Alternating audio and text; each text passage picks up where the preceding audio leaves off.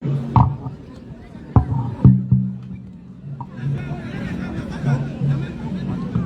بالله السميع العليم من الشيطان الرجيم بسم الله الرحمن الرحيم وقل جاء الحق وزاق الباطل إن الباطل كان زهوقا وننزل من القرآن ما هو شفاء ورحمة للمؤمنين ولا يزيد الظالمين إلا خسارا. Population de l'Union civile, Non. une fois de plus recevez ici les élèves d'Abdul Majid, la BAM 1781. Non. Comme chaque mercredi de 16h à 18h, nous venons afin de venir échanger pour ce qui est essentiel pour la vie de l'homme. Non. À savoir l'adoration d'Allah, à savoir l'unicité d'Allah, à savoir la connaissance d'Allah. Nous venons ici pour venir nous rappeler ce qui est essentiel encore après cette vie, à savoir l'obtention du paradis. Parce qu'une seule chose est sûre, quel que soit ce que nous allons rechercher sur cette terre, nous allons tous quitter ce monde. Et si nous aspirons à une chose, c'est bel et bien l'obtention du paradis. Et personne ne peut obtenir le paradis sans connaître le véritable Dieu créateur des cieux et la terre. Personne ne peut obtenir le paradis sans connaître la véritable religion qui donne le salut. Personne ne peut obtenir le paradis sans connaître l'unique messager qu'Allah il a envoyé pour l'univers. En un mot, le dernier messager, celui qui le concerne toi et moi. Allah il a envoyé des prophètes et il a envoyé chaque prophète à chaque communauté. Il a envoyé Moïse aux enfants d'Israël. Il a envoyé Jésus aux enfants d'Israël. Mais nous qui nous trouvons à Abidjan, en Côte d'Ivoire et dans d'autres pays hors d'Israël actuellement, quel est le prophète qu'Allah a envoyé pour les enfants d'Israël ainsi que pour nous? Alors qu'Allah dit dans le Coran qu'il a envoyé dans chaque communauté un messager afin de venir les appeler à l'adoration d'Allah ainsi que de délaisser les idoles. Donc la question qu'on va se poser, nous qui sommes en Côte d'Ivoire, quel est le prophète qu'Allah il a envoyé pour nous? Quel est le dernier prophète qu'Allah il a envoyé? Et quel est le livre qu'il a envoyé? Et quel est le message qu'il a transmis? Si nous connaissons le messager, nous allons chercher à savoir quel est le message que ce messager l'a envoyé. Si nous connaissons le message qu'il a envoyé, nous allons suivre ce message et nous n'allons pas avoir d'autres causes ou bien d'autres récompenses que le paradis. Donc nous lançons un appel à tout le monde. Quelle que soit ta confession religieuse, que tu sois chrétien, que tu sois musulman, que tu sois bouddhiste, que tu sois athée, même si tu es sorcier, nous t'invitons au forum. Si tu as une quelconque doctrine, que tu penses que cette doctrine est capable de donner le salut, le forum il est ouvert à tout le monde. Il y a des micros, le modérateur est là. Quelle que soit ta question, si on a la capacité de répondre, alhamdoulilah, nous allons répondre. Si on n'a pas la capacité de répondre aussi, on va te dire qu'on va aller chercher, on va se donner rendez-vous un autre jour. Il n'y a pas de questions bêtes. Non. Mais il est bête de ne pas poser des questions. C'est clair. Parce que si tu ne veux pas poser des questions, tu ne vas pas savoir. Effectivement. Tu vas partir avec ce que les gens t'ont dit. C'est vrai ou bien c'est faux, tu vas marcher avec. Tu vas juger l'islam selon ce que les gens disent sur l'islam. Non. Alors que les musulmans sont en face de toi, tu as l'occasion de venir poser des questions. Effectivement. Des personnes t'ont dit que pour avoir le paradis, par exemple, il faut croire que Dieu est venu sur la terre pour venir mourir, pour pardonner le péché de ses créatures. C'est ce qu'ils ont dit. Si tu ne veux pas poser des questions, tu vas aller à la maison, tu vas penser que c'est vrai. Vraiment. J'ai l'habitude de te dire, par exemple, Non. que l'islam est la religion des Djoula. Ils ont dit ça aussi. Ils disent que l'islam est la religion des Arabes. Non. Mais si tu ne viens pas poser des questions, tu vas te retenir avec ça à la maison, tu vas penser que c'est vrai. Tu vas voir des personnes casser les canaris au carrefour, Non. tu vas dire que c'est le comportement des musulmans. Vraiment. Tu vas voir quelqu'un adorer fétiche, tu vas aller chez les charlatans, tu vas attribuer ça aux musulmans. Non. Alors que tu as l'occasion ce soir d'avoir des musulmans en face de toi. Ils t'ont dit que le prophète alayhi salatu wa salam, qu'on appelle Muhammad, ils t'ont dit que c'est un faux prophète. Ils ont dit. D'autres ont dit même qu'il a commis des choses qui ne sont pas écrites dans le Coran. Vraiment. D'autres disent qu'il a imposé l'islam par la violence. Mais si tu ne viens pas poser les questions aux musulmans, si tu ne viens pas interroger le Coran, Non. comment tu vas t'informer? Vraiment. Nous avons pour laquelle nous invitons tout le monde au forum. Venez. Certains ont dit que Jésus-Christ est le fils de Marie. Ils ont dit. Est venu pour toute l'humanité. Mais si tu ne veux pas poser les questions, comment tu vas savoir? Comment? Ici, nous ne parlons pas selon nous-mêmes. Naam. On ne parle pas par passion. Naam. On ne parle pas selon nos envies, mais on parle selon les Écritures. Effectivement. La Bible et le Coran sur la table, Naam. argument contre argument. Toujours par la sagesse et la bonne exhortation. Effectivement. Toujours dans le respect mutuel. Naam.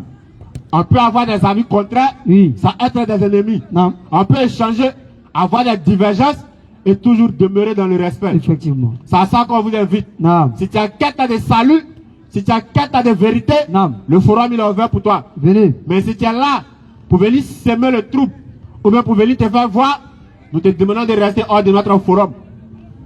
Nous invitons tout le monde à venir prendre place. Parce que tout à l'heure, les choses sérieuses vont commencer. Naam. Nous allons faire fort de nous introduire dans le Coran Naam. et dans les autres livres que les gens nous présentent comme étant des livres révélés. Naam. Nous savons qu'il existe un seul et unique Dieu créateur des cieux et la terre. Unique. Alors la religion qu'il a donnée, nous sommes tous unanimes que cette religion-là elle est unique. Vraiment.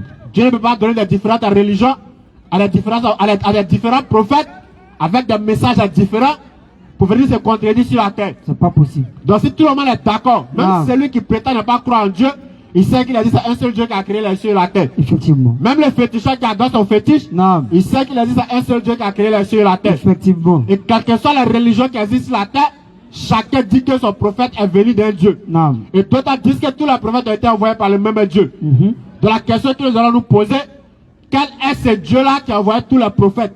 Voilà la question. Et quel est le message qu'il a transmis à ces prophètes-là? Une autre question. Et en parlant des prophètes, Naam. qui sont même les prophètes? Question. Qui sont les messagers qu'Allah il a envoyés? Ce sont les personnes qu'Allah a choisies? Naam. Ou bien ce sont les personnes comme ça? Question. Ce sont les personnes qui désobéissent à Allah? Ou bien ce sont les personnes qui ne désobéissent pas? Question encore. Qu'est-ce que ces personnes nous ont apporté? Nous allons faire foi de nous introduire dans les livres qu'on nous présente comme des livres saints. Naam. Allah dit qu'il a donné le Coran au prophète alayhi salatu wa salam, Sallallahu alayhi wa sallam. qu'il a donné l'évangile qu'on appelle l'Injil à Jésus-Christ, Naam. qu'il a donné les psaumes qu'on appelle les Zabour, qu'il a donné ça à Daoud, qu'il a donné la Torah à Moïse, il y a les feuilles d'Abraham, ainsi que plusieurs livres. Mais est-ce que ces livres-là, en dehors du Coran, ces livres-là existent encore de nos jours? Question. Si ces livres-là existent de nos jours, est-ce que ces livres-là n'ont pas subi de modifications ou bien de falsifications? Question encore. Voici la question qu'on se pose. Naam. Parce qu'une seule chose est sûre, Dieu ne peut pas envoyer un livre qui dit des choses qui vont à l'encontre de la grandeur de Dieu. Naam. Dieu ne peut pas envoyer un livre qui se contredit. C'est pas possible. Parce que l'éternel Dieu n'est pas un Dieu de contradiction. Naam. Dieu ne peut pas envoyer un livre qui rabaisse les prophètes que Dieu il a envoyés. Alors que nous sommes tous unanimes sur une chose, c'est que lorsque les messagers viennent, ils sont les envoyés de Dieu et ils sont les représentants de Dieu sur la terre. Naam. Le messager ne va jamais à l'encontre du message qu'il est venu transmettre. Jamais. Si le messager dit qu'il existe un seul Dieu créateur des cieux et la terre, c'est que lui-même il adore un seul Dieu. Lorsque le messager vient dire que l'adultère ou la fornication est interdit, c'est que le messager lui-même il fait l'effort de ne pas tomber dedans. Effectivement. Lorsque le messager dit il appelle son peuple à délaisser le mensonge, c'est que le messager lui-même ne doit pas être un menteur. Effectivement. Si le messager appelle les gens à délaisser le meurtre, c'est que lui-même ne doit pas être un meurtrier. Naam. Mais si on nous présente un messager qui transmet un message et qui fait le contraire de ce qu'il transmet, c'est qu'en vérité ce n'est pas un véritable prophète envoyé de la part de Dieu. Il y a problème. Parce que lorsque Dieu envoie ses messages, Naam. il leur donne un livre où tout le message qu'il doit transmettre est détaillé. Et tout le comportement qu'il doit transmettre est détaillé dans ce livre. Effectivement. Le prophète alayhi salatu wa salam, Sallallahu alayhi wa avant sallam. même de recevoir la révélation, Naam. à la main qu'on appelait Al-Amin, le digne de confiance, Effectivement. par sa noblesse et par son bon comportement. C'est-à-dire qu'avant même avant de s'auto-proclamer prophète, ou bien avant de recevoir la prophétie, ou d'appeler les gens à venir à un message, Naam. lui-même d'abord il avait un comportement noble. Et tout le monde ne serait pas un matin pour être un messager. Effectivement. Les messagers sont les personnes que l'éternel Dieu a choisies. Les messagers sont les personnes que Allah il a choisies Naam. pour venir accomplir une mission sur la terre. Et lorsqu'ils sont sur la terre, Naam. leur bouche devient la bouche de Dieu. Leurs yeux deviennent les yeux de Dieu. Et leurs mains deviennent les mains de Dieu. Effectivement. Donc ils ne peuvent rien faire qui va à la contre des principes ou bien du message que Dieu leur a donné. Naam. On nous présente des livres comme étant des livres saints. On a parlé du Coran. Naam. On nous présente un livre qu'on appelle la Bible. Naam. On nous dit que ce livre-là est le livre que Jésus-Christ a reçu. D'autres disent non, ce n'est pas le livre que Jésus-Christ a reçu, mais plutôt l'assemblage de plusieurs livres reçus par différents prophètes. On nous parle de l'Ancien Testament Naam. comme étant la Torah que Moïse a reçue. Et on nous parle du Nouveau Testament selon eux, qui sera l'évangile que Jésus-Christ a reçu. Et nous on présente le Coran comme le livre que le prophète Mohammed a reçu. Donc nous allons nous introduire dans ce livre-là. Naam. Le message doit être juste, clair et précis. Avec Ce précision. message-là doit être en accord avec le message du divin. Effectivement. On ne doit pas trouver quelque chose dans ce livre-là qui va nous faire douter de notre foi. Effectivement. On ne doit pas trouver des choses dans ce livre qui vont nous dévier du droit chemin. Naam. Tout ce qu'on doit trouver dans ce livre, ça doit être des choses qui vont nous guider sur le droit chemin et non des choses qui vont nous guider vers la passion humaine. Parce que comme nous savons tous historiquement, nous le disons et nous l'affirmons, en dehors du Coran, qu'Allah a donné à son prophète alayhi salatu wa salam, il n'existe aucun livre qui existe dans sa forme originelle. Il n'existe aucun autre livre que Dieu il a révélé et qui est toujours dans l'état comme il a été révélé. Parole de vérité. Allah parlant du Coran, il dit ceci dans le Coran. Il dit c'est nous qui avons fait descendre dans le Coran Et c'est nous qui en sommes et c'est gardiens. nous qui en sommes gardiens. De là, Allah se porte garant du Coran. Raison pour laquelle, depuis le Coran a été révélé jusqu'à aujourd'hui, un seul trait, même une seule virgule n'a pas été ajoutée ou bien enlevée dans le Coran. C'est clair. Le message, il est comme le prophète alayhi salatu wa salam nous l'a transmis. Et il demeure. Raison pour laquelle lorsque nous faisons la salat, nous Encore faisons une la fois. salat encore avec le Coran. C'est clair. Tout ça consiste à garder le Coran. Imagine si chacun devait traduire le Coran et prier dans sa langue. Question. On allait voir les multitudes dans le Coran aujourd'hui. On allait voir le Coran des Africains. On allait voir le Coran des Arabes. Mhm. On allait voir même le Coran des Européens. Et le Et Coran des chacun Chinois, tout allait ça. ajouter ce qu'il veut ou ce qu'il ne veut pas dans le Coran. C'est clair. Mais la beauté du Coran, c'est quoi? Oui. Quel que soit le pays où tu te trouves, Mhm. quelle que soit la personne en face de toi, Oui. si tu récites le Coran, Naam. il est en mesure de dire que ce que tu viens de dire est vrai, mais c'est faux. Clair. Si tu commets des erreurs, Oui. il est en mesure de pouvoir te corriger. Un noir qui se retrouve en Chine, il récite le Coran devant le Chinois, Clair. le Chinois est en mesure de le corriger. Peu importe sa race. Quel que soit tu vas te retrouver, Oui. tu es en accord avec le Coran. C'est clair. Et voilà l'erreur que les autres livres ont commis. Raison pour laquelle il existe une multitude de livres. Lorsqu'on rentre chez les chrétiens, Mhm. il y a la Bible de Jérusalem, Mhm. qui n'a rien à voir avec la Bible Louis II, qui n'a rien à voir avec la Bible du semeur, La Bible éthiopienne. ce qui n'a rien à voir avec la Bible africaine. La Bible Tob. Ça n'a rien à voir avec la Bible des témoins de Jéhovah. La Bible Mormon. Des messages différents. On va te parler de la Bible parole de vie. Lorsque tu prends un mot là-bas, tu ouvres un autre livre, tu t'envoies, c'est pas le même mot. Pourquoi? Parce qu'ils ont essayé de traduire le message dans une autre langue. Et les ennemis de l'islam ont travaillé sur ces livres-là. C'est clair. Mais toi, tu es là. Tu n'as jamais entendu ces choses. Tu n'as jamais vu. Tu as l'occasion ce soir de venir poser des questions. Approchez, posez vos Et questions. si tu trouves des failles dans ce que nous disons, Oui. ou bien tu trouves que ce que nous disons n'est pas la vérité, Oui. tu as aussi l'occasion de venir contredire ce que nous disons. Parce que notre but est toujours la quête de vérité. Mhm. Nous sommes là à la recherche de la vérité. C'est nous-mêmes d'abord connaître la vérité et partager cette vérité aussi avec les autres. Lorsque tu rentres dans le forum, peut-être même la cible, même ce n'est pas toi. Mais la cible, c'est celui qui écoute l'échange. Parce qu'à travers nos échanges, les gens peuvent apprendre beaucoup. De la même manière que nous aussi, on peut apprendre beaucoup. Comme je le disais tantôt, nous allons faire fort de vous introduire dans ces livres qu'on nous présente comme étant des livres révélés. Qu'est-ce que ces livres-là disent? Nous allons commencer d'abord par le livre par excellence. Le livre qu'Allah a envoyé afin de venir tirer l'humanité des ténèbres vers la lumière. À savoir le Coran al-Karim. On a parlé des messagers. Et on a posé la question, qui sont les messagers? Question. On va commencer avec la sourate 16, le verset 36. Sourate 16, le verset 36. Qu'est-ce que Allah dit des messagers? Qu'est-ce que Allah dit des personnes que lui il a envoyées? Qu'est-ce qu'ils sont venus transmettre? Quel est leur rôle? Et quel est le but de leur envoi sur la terre? Sourate 16, le verset 36. Nous avons envoyé dans chaque communauté. Allah dit qu'au jour de la résurrection, aucun être humain n'aura d'argument vis-à-vis de lui. Pour dire que non, il y a Allah, on était sur la terre, on n'a pas reçu de messagers, on n'a pas reçu de prophètes, pour venir nous avertir. Allah dit que dans chaque communauté, non, nous avons envoyé un messager Allah dit qu'il a envoyé dans chaque communauté un messager pour leur dire, afin de venir leur dire adorez Allah, l'unicité d'Allah, adorez Allah, adorez Allah seul sans rien lui associer, et écartez-vous des taout. Et écartez-vous des tagout. Lorsqu'on parle de tagout, c'est tout ce qu'on adore en dehors d'Allah. Ça peut être une pierre, ça peut être des rivières, ça peut être même des êtres humains. Comme on voit chez nos frères qui ont divinisé la personne de Jésus-Christ qui est un être humain. Donc tout ce qui est en dehors d'Allah, c'est ce qu'on appelle tagout. Donc Allah dit qu'il a envoyé ses prophètes afin de venir nous annoncer qu'il existe un seul et unique Dieu, créateur des cieux et la terre. On continue encore. Alors, Naam. Allah en guidant certains, mais il y a eu qui ont été destinés à l'égarement. Surah 3, le verset 84. Allah nous a déjà dit que lui l'a envoyé dans chaque communauté des prophètes afin de venir leur dire d'adorer Allah seul et de s'éloigner des idoles. Alors, qui sont ces messagers-là?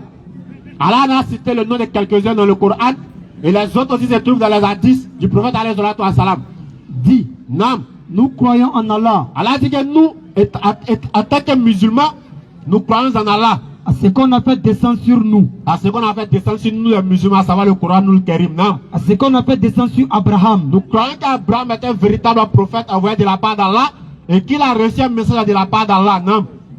Ismaël, Nous croyons qu'Ismaël aussi est un messager de la part d'Allah et qu'il a reçu un livre. Non. Isaac, Non, nous croyons à ce qui a été révélé à Isaac, Jacob à ce qui a été révélé à Jacob et les tribus, et nous croyons aussi à ce qui a été révélé aux 12 tribus d'Israël. Non. et à ce qui a été apporté à Moïse, Nous croyons à la Torah qui a été venue avec Moïse. Non. à Jésus, Et nous croyons aussi à l'Injil, l'évangile que Allah il a révélé à son prophète Isa alayhi salatu wa salam. Non. et aux prophètes, Et nous croyons à tous les véritables prophètes de la part de leur Seigneur. envoyés de la part d'Allah. Nous ne faisons aucune différence entre eux, Et nous ne faisons aucune différence entre ces prophètes-là. et c'est à lui que nous sommes soumis. Et nous, ainsi que ces prophètes-là, nous sommes tous soumis à Allah.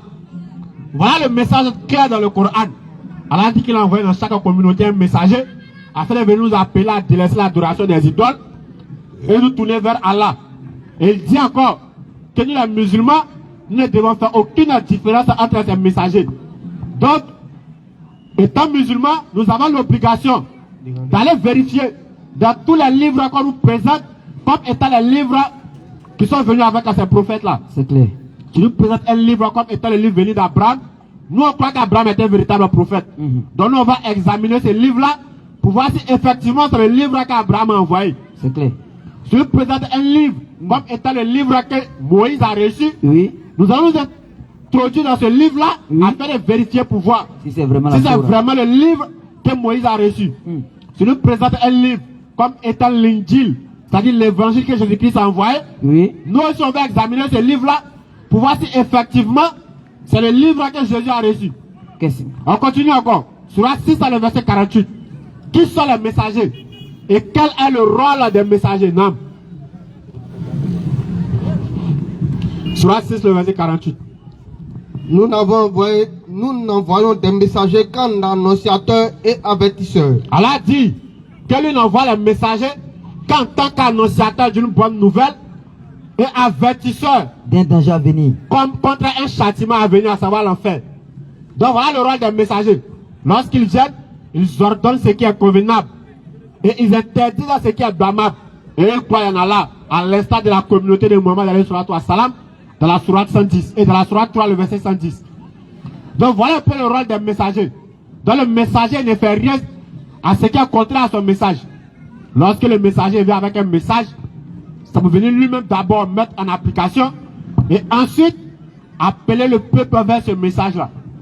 Mais avec le temps, les livres étant révélés par Allah, Oui. ont subi des modifications.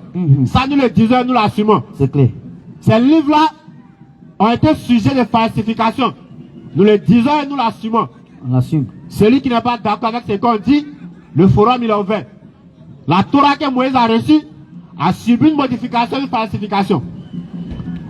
L'Injil de Jésus-Christ, qui n'a jamais été un livre écrit, Jésus-Christ a de son vivant, il n'a jamais écrit un livre. Il annonçait seulement son message verbalement. Et le message qu'on vient nous présenter comme un livre physique, venu avec le prophète Isa alayhi salatu wa salam, nous disons que ce livre-là a commis une modification et a commis encore une falsification.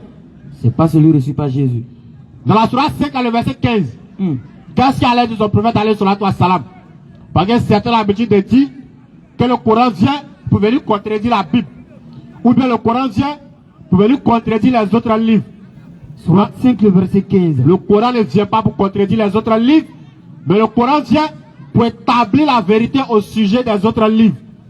Le Coran vient pour éclairer la lanterne des gens au sujet des autres livres. C'est clair. Qu'est-ce qu'elle a dit? Aux gens du livre, Elle a dit aux gens du livre, notre messager Mohammed, notre messager Mohammed vous êtes certes venus, est venu à vous, vous exposant beaucoup de ce que vous cachiez. D'abord, le but de l'envoi du prophète alayhi salatu wa salam, d'abord vous venez exposer ce que les gens nous cachent des autres livres. Les livres qui nous présentent comme état des livres saints, le prophète alayhi salatu wa salam lui vient et nous demande d'abord ce qui est vrai dans ces livres et ce qui est faux dans ces livres. Dans le Coran devient un scanner pour analyser tous les autres livres qu'on nous présente comme des livres révélés. Continue. Et passant sur bien d'autres choses. Et passe aussi bien d'autres choses. Une lumière. Allah dit que le Coran est une lumière. Et un livre explicite. Et un livre explicite vous sans ambiguïté. êtes venus d'Allah. Ce livre est venu d'Allah. Continue. Par ceci, Allah dit que par le Coran, Allah guide au chemin du salut. Allah va guider au chemin du salut Ceux qui cherchent son agrément. ceux qui cherchent à la droiture. Et il est fait sortir des ténèbres. Allah n'a pas dit que le Coran va guider uniquement les Arabes. Allah dit que ceux qui cherchent à le salut, non. Et il est fait sortir des Et ténèbres Allah va vous tirer des ténèbres du à la mensonge, lumière parfaite. des ténèbres de l'idolâtrie, à la lumière du monothéisme et à la lumière de la vérité par sa grâce. Et il les guide vers un chemin droit. Comme nous le disons, beaucoup de livres sont devant nous. Dans le Coran devient un scanner pour analyser ces livres-là. C'est clair. En islam, on nous oblige même, c'est une obligation pour le musulman, Oui, de respecter tous les autres prophètes et messagers envoyés de la part d'Allah. c'est clair. C'est une obligation pour le musulman Oui, de croire aux messages envoyés par tous les autres prophètes de la part d'Allah. Je parle bien des messages vrais et authentiques. Toujours en suivant l'unique prophète qu'Allah il a envoyé, à savoir Muhammad sallallahu alayhi wa sallam. le dernier des messagers. Et parmi ces prophètes-là, Oui, qu'Allah il a envoyé, écoutez. et parmi ces messagers-là, Oui, qu'Allah il a envoyé, Mhm. il y avait un qu'on appelle Yacoub. Que lorsqu'on rentre dans les autres livres qu'on nous présente comme les livres saints, oui,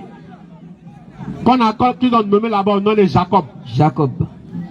L'éternel Dieu, créateur des cieux et la terre. Allah nous dit dans le Coran, dans la Sourate 2, le verset 255, Écoutez. Allah dit que son trône en Kursiyu déborde les cieux et la terre. Lorsqu'on prend la Genèse 32, le verset 24 à 30, on va nous expliquer quelque chose là-bas. Subhanallah. Et nous, on va analyser cette histoire-là Oui, à la lumière du Coran. écoutez. Comment on peut rabaisser l'éternel Dieu, créateur des cieux et la terre, jusqu'à ce niveau. Subhanallah. Si vous avez sa bismillah. Genèse 32, à partir du verset 24.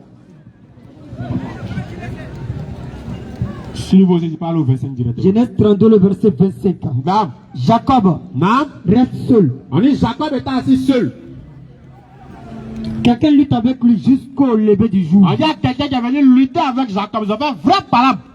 Ce sont d'abord jusqu'au matin. Nam, L'adversaire de Jacob voit Nam. que dans la lutte, il n'arrive pas à être plus fort que lui. On dit l'adversaire, celui qui est en train de lutter avec Jacob, il voit qu'il n'arrive pas à d'abattre Jacob.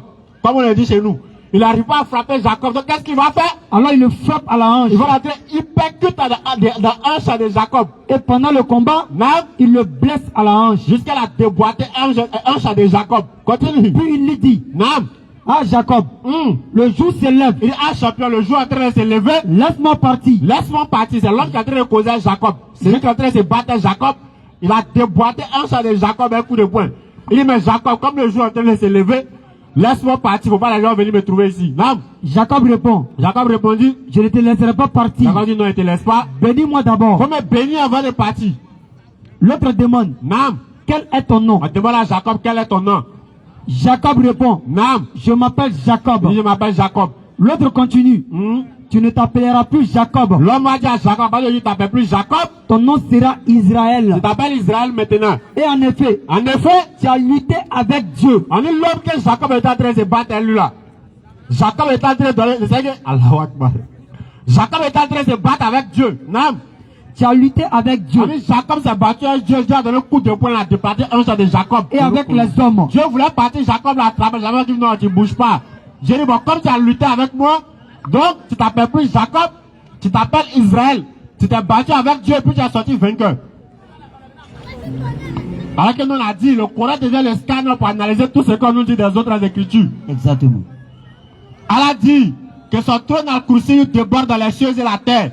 C'est que lui-même, c'est impossible qu'il vienne sur la terre. Mais l'autre côté, on nous dit que Dieu est venu sur la terre, il s'est battu avec Jacob, coup de poing, Jacob l'a attrapé, il me demande pardon, Jacob, il faut me laisser partir, il ne faut pas le jour va me trouver ici. Lorsque nous disons que les autres livres ont subi une falsification, une modification, est-ce que nous n'avons pas le droit de le dire? Nous avons le droit. Parce que Dieu est trop glorieux. Un ange même est comme avec l'ange. Allahu Akbar. Les anges que Dieu envoie, dans leur forme angélique, aucun être humain ne peut le voir et puis il va s'arrêter. Mais on dit Dieu est descendu et puis il s'est battu à Jacob. C'est à ça qu'on vient veiller votre conscience. Le Coran dit non, non, non. Le trône d'Allah, son repose, puis Al-Kursi, il déborde dans les cieux et la terre. Donc c'est capable qu'il vienne sur la terre, mais il se battre avec sa créature, de l'homme en train de se battre avec son camarade. Impossible. Toujours dans notre scanner, Oui. le respect encore des prophètes et des messagers que Dieu il envoie. Dans Genèse 19, verset 31 à 38. Là-bas encore, il y avait un prophète qu'on appelait Lot. Tout le monde connaît Lot. Lot. C'est un prophète qu'Allah il a envoyé. Et dans la Bible, on nous explique une histoire concernant Lot. On va écouter la version biblique et on va l'analyser dans le scanner du Coran. Est-ce que ce comportement-là est digne d'un prophète ou c'est digne quand même des enfants d'un prophète? Bismillah. Genèse 19, verset 34 et suite. Le lendemain, l'aîné de la plus jeune, l'aîné dit à la plus jeune, voici, Non. j'ai couché la nuit dernière avec mon père. Remonte un peu. Il a dit verset 31. On dit l'autre avec deux filles. L'aîné dit à la plus jeune, Calme-toi. Il a dit verset 31. oui, verset 31. Il avait deux filles. Et après que Dieu a fini de détruire le peuple de Sodome et Gomorrhe dans la Bible, on dit l'autre est parti avec ses enfants, ses deux filles. Et on nous dit dans cette histoire-là que ces deux enfants-là ont donné 20 à leur papa. Qu'un prophète a envoyé de la part de Dieu et ils ont saoulé leur papa. Et leur papa étant saoulé, qu'est-ce qui s'est passé? Ce soir-là, Non. elles font boire du vin à leur père. On dit qu'ils ont fait boire du vin à leur père qui est un prophète. Et l'aîné vient coucher avec lui. On dit la première fille de l'autre, subhanallah, est venue coucher avec son père. Continue. Ne se rend pas compte de rien, On dit l'autre était sous le dos, il s'est rendu compte de rien. ni quand. Il ne sait pas à quel moment il s'est couché, c'est à quel moment il s'est levé. Continue. Le jour suivant, Le jour suivant encore, l'aîné dit à sa petite on dit soeur, la grande soeur a venu prendre son un coup, elle est partie à sa petite soeur. c'est fait. Non. J'ai couché la nuit dernière Elle avec dit notre hier, il a père. couché avec mon papa. Donnons-lui encore du vin à boire. Encore le saoulé encore, Et tu iras coucher avec lui. la petite soeur aussi va aller coucher à son père, subhanallah. Alors, Non. grâce à nous, des enfants Non. et des petits-enfants naîtront de notre père. Subhanallah. Continue.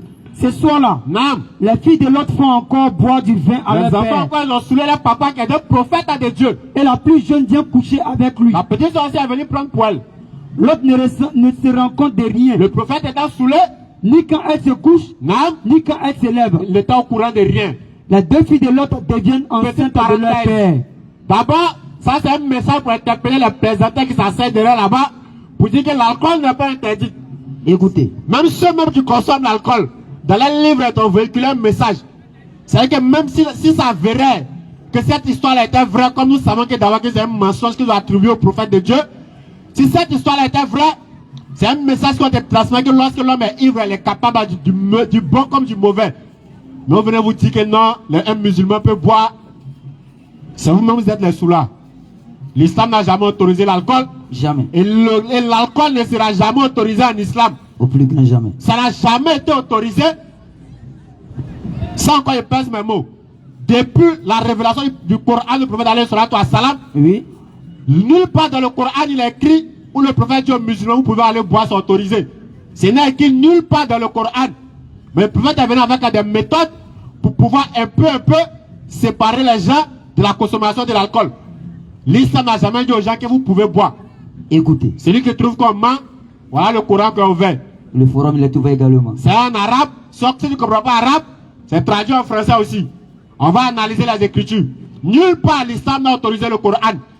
Ni hier, ni aujourd'hui, même demain encore. Donc on continue l'histoire.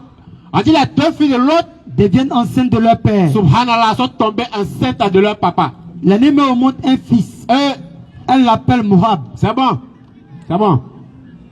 Donc voilà une histoire qu'on nous présente.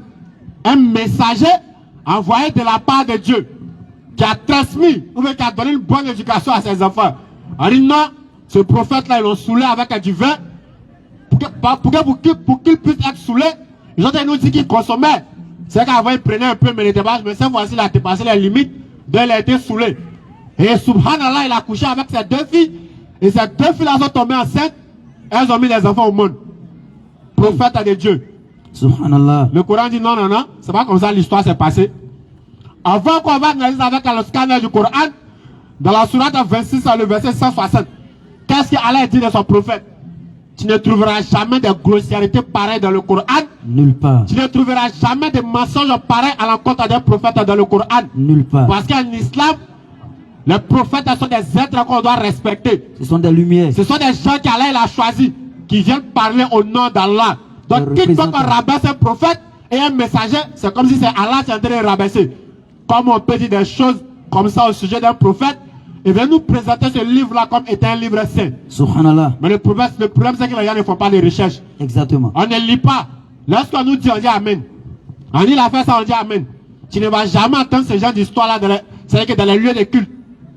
Jamais. De vrais feignants. On continue, qu'est-ce que le Coran dit? Et le peuple de Lot, Naam. traitant des menteurs les messagers. Quand le frère Lot leur dit, Lorsque l'autre a dit à son peuple, ne craignez-vous pas Allah? ne craignez-vous pas Allah? Je suis pour vous un messager digne Je de suis pour confiance. vous un messager digne de confiance. Et la précision. Un messager digne de confiance qui ne consomme pas d'alcool. Écoutez. À plus votre raison, mes enfants vont venir me saouler pour venir coucher avec moi. Subhanallah. Je suis un messager digne de confiance. Non. Craignez Allah Il dit à son peuple, craignez Allah. Parce que moi-même, je crains Allah.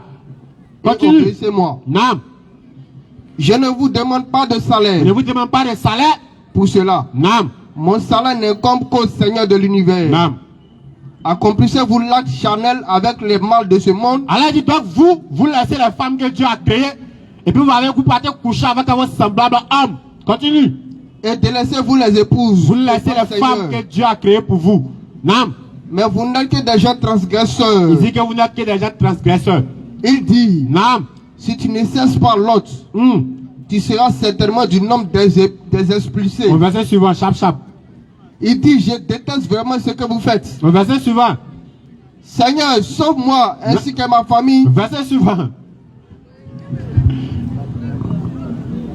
Nous le sauvons alors. Allah dit qu'il a sauvé l'autre. Nous le sauvons alors. Non. Lui et toute sa famille. L'autre a été sauvé, lui et sa famille. Nulle part dans le Coran, on ne peut attendre ces grossièretés et ces mensonges-là à l'encontre du prophète de Dieu.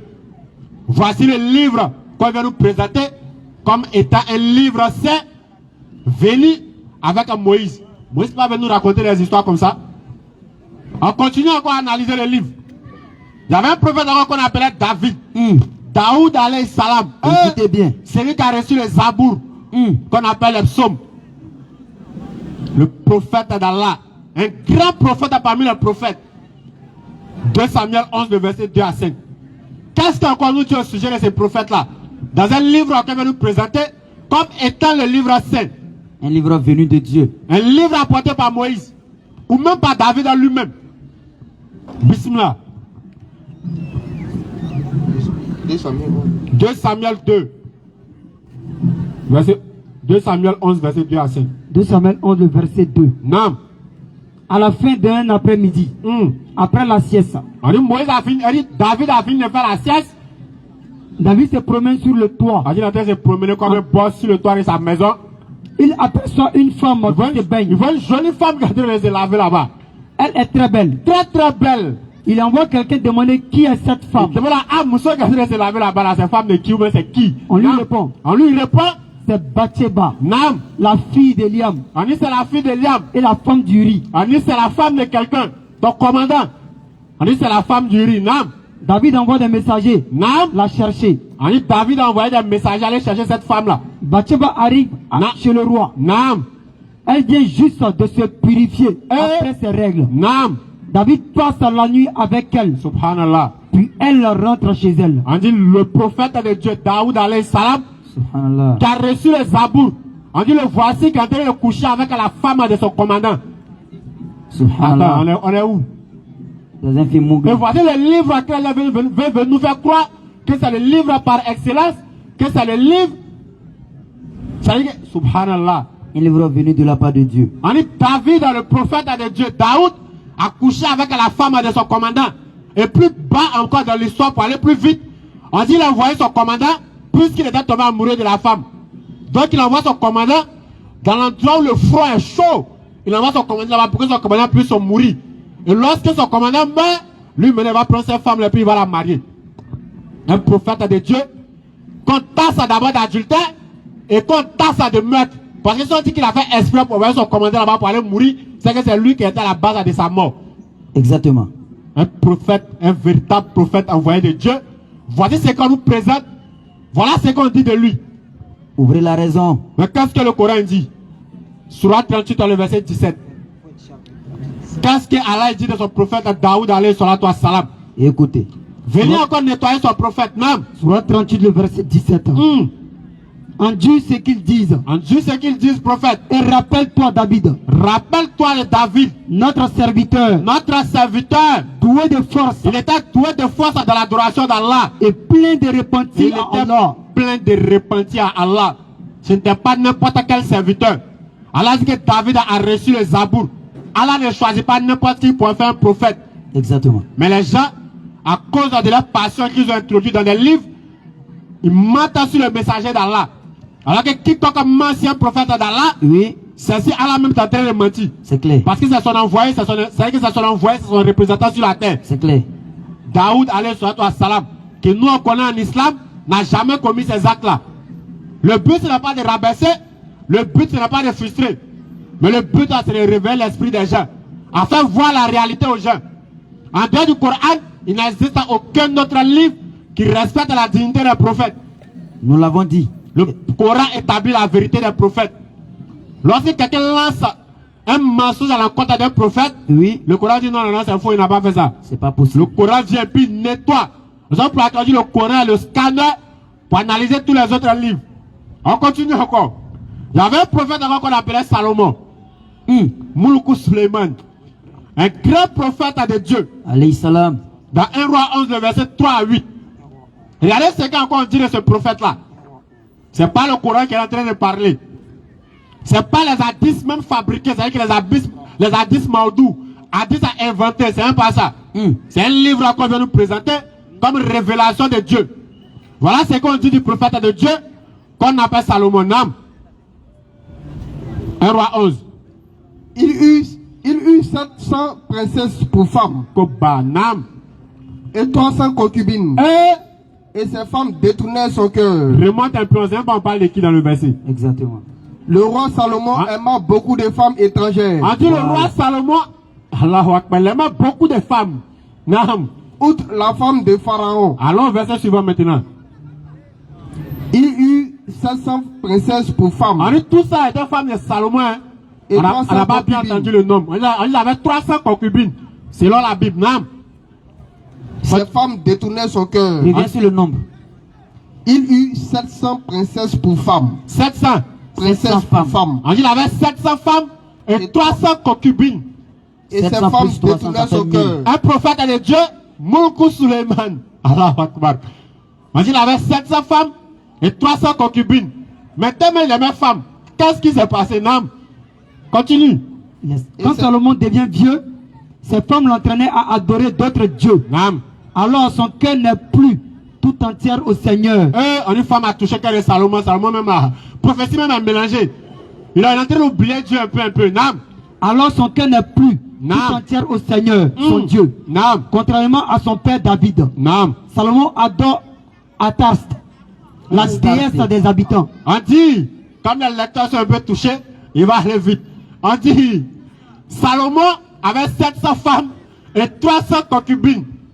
Ça, c'est la version biblique. 1000 Et au total. Et on dit que les 1000 femmes ont touché le cœur de Salomon.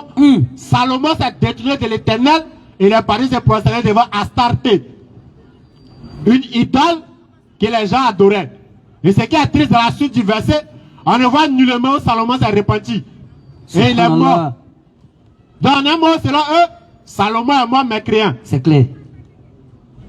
On est où? Subhanallah. Un prophète envoyé de Dieu. On dit Salomon est mort mécréant. Mais qu'est-ce qu'Allah dit dans la sourate 2, le verset 102? Allah dit à cause de ce qu'il prophète contre Pharaon et contre Salomon. Allah dit que Salomon n'a jamais mécru. Mais c'est eux-mêmes qui sont les mécréants. Allah encore vient et il vient nettoyer son prophète. Salomon n'a jamais mécru. Salomon ne s'est jamais détourné d'Allah. À plus forte raison à cause des femmes. Comment on peut rabaisser un prophète de Dieu jusqu'à ce niveau-là? Écoutez. On dit qu'il a eu beaucoup de femmes. Tellement il aimait les femmes ont détourné son cœur. Les femmes se prosternaient devant Astarté. Et Salomon m'a construit beaucoup de temples même pour donner aux femmes là. Donc elle a adoré les idoles de là. Un prophète de Dieu. Subhanallah. Revenez à l'islam pendant qu'il a encore temps. C'est clair. La vérité se trouve dans le Coran. C'est clair. Et le véritable message se trouve dans le Coran. Pour aller encore plus loin, pour terminer, on dit le fils de Marie qu'on appelle Jésus-Christ. On dit son premier miracle. C'est que lorsqu'un prophète vient, le miracle qu'il va faire devant les gens, pour qu'on puisse croire que c'est un véritable prophète. On dit son premier miracle, dans Jean 2, on a transformé l'eau en vin. C'est que tous les dollars que les gens sont en train de boire, on dit c'est l'œuvre de Jésus. Tout ce qu'on voit. Selon la Bible, dans Jean 2, c'est pas nous on l'a dit. On dit son premier miracle, il a transformé l'eau en vin. Et puis les gens ont bu, ils étaient saoulés. On dit son premier miracle, il a transformé l'eau en vin. Mais qu'est-ce que le Coran dit dans la sourate 19 à partir du verset 30? Est-ce que son premier miracle, c'était d'avoir transformé l'eau en vin ou bien il a fait autre chose? Parce que nous étant musulmans, avec tout le respect et l'amour que nous avons pour les prophètes, Oui. nous savons que ce n'est pas le rôle d'un messager de transformer l'eau en vin pour donner aux gens. Et puis ils vont se saouler. Effectivement. Et puis tellement ils étaient saoulés, ils sont fâchés. Il dit d'abord, on va avoir le bon vin pour que les gens puissent boire. Et en plus, on va avoir les faux vins. Il dit, mais eux ils ont fini de boire les faux vins. Ou ils sont saoulés, c'est maintenant on va avoir le bon vin. Tellement pour Jésus, il était puissant. Verset 28. Nam. Surat Juda, le verset 28. Nam. Soit de Haroun. Nam. Ton père n'était pas un homme de mal. Mais qu'est-ce que le Coran dit d'Isa alayhi salatu wa salam? Et ta mère n'était pas une prostituée. On dit, lorsque Marie a eu sa grossesse miraculeuse, lorsqu'elle s'est retournée vers son peuple, voilà ce qu'ils ont dit. Ya Ukta Haroun, oh sœur d'Aaron, ta mère n'était pas une prostituée et ton père n'était pas un homme de mal. Mais qu'est-ce qui t'a poussé à faire ça, Marie? Alors que nous savons que dans la loi, une femme qui commet l'adultère, on doit la lapider pour la tuer. Maintenant, Marie va dire quoi aux enfants d'Israël, et puis eux vont refuser de la lapider. Elle fit alors un signe Et puis vers Marie va dire quoi aux enfants d'Israël, et puis ils vont la courir, et puis ils vont pas la tuer. Parce que c'est trop facile. Toi, tu quittes la ville, tu n'as pas d'enfant, tu t'en vas, on sait que tu n'es pas marié, tu reviens et puis tu as un enfant. Mais on te lapide, on te tue parce que tu as commis l'adultère. Voilà où Isa alayhi salatu wa salam, où Allah va opérer le miracle au travers de son prophète alayhi salatu wa salam. Voilà ce qu'on appelle miracle. Tu as transformé l'eau en vin. Ça, c'est pas du nom des sociétés là, pour ne pas faire publicité. Quand le prophète même va transformer l'eau en vin, pour que les gens puissent se saouler.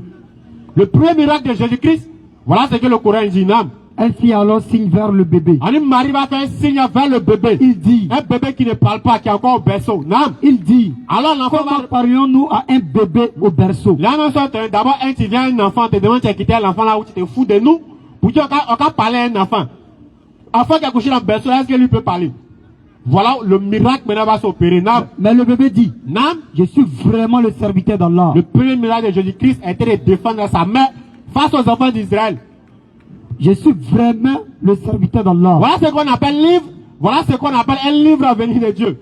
Voilà ce qu'on appelle un prophète. Son premier miracle, c'était de défendre sa mère face à l'injustice. Les enfants d'Israël allaient lapider sa mère s'il n'avait pas de preuves qui prouvent qu'elle n'a pas commis l'adultère. Donc l'enfant va parler pour lui dire non, non, non, je ne suis pas le fruit d'un adultère. Je suis un serviteur d'Allah. Il m'a donné le livre et m'a rendu prophète. Et il dit quoi? Où que je sois, il m'a rendu béni. Le Coran dit Jésus-Christ est béni. Mais l'autre côté, lorsqu'on fouille là-bas encore, dans Galates 3, le verset 13, on dit non, non, non, non, non, Jésus-Christ n'est pas béni. On dit c'est rendu une malédiction pour nous. Parce que eux, pour eux, Jésus-Christ est venu mourir pour pardonner leurs péchés. Alors que dans la même Bible, on dit maudit à quiconque est pendu au bois.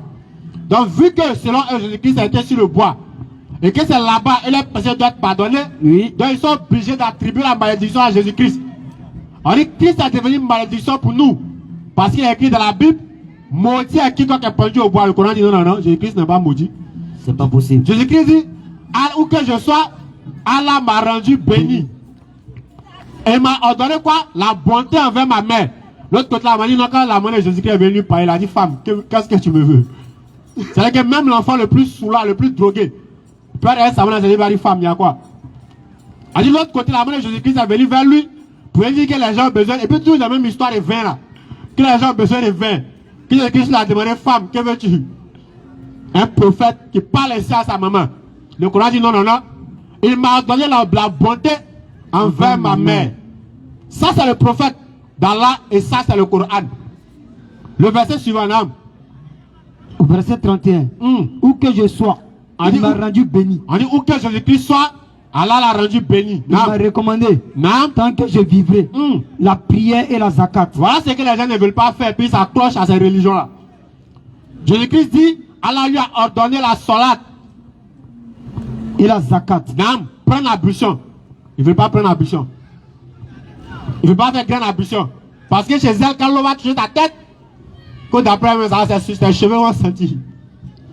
Donc, à cause de cette paresse-là, d'aller même aussi sa tête, elle dit non, c'est bon. Il va rester là où on dit qu'un prophète a commis l'adultère. L'islam est trop dur. Venez à l'islam pendant qu'il est encore temps. En dehors de l'islam, aucune autre religion n'est capable de donner le salut. L'unique salut véritable se trouve en islam. C'est clair. Et nous sommes prêts à le démontrer avec les Écritures.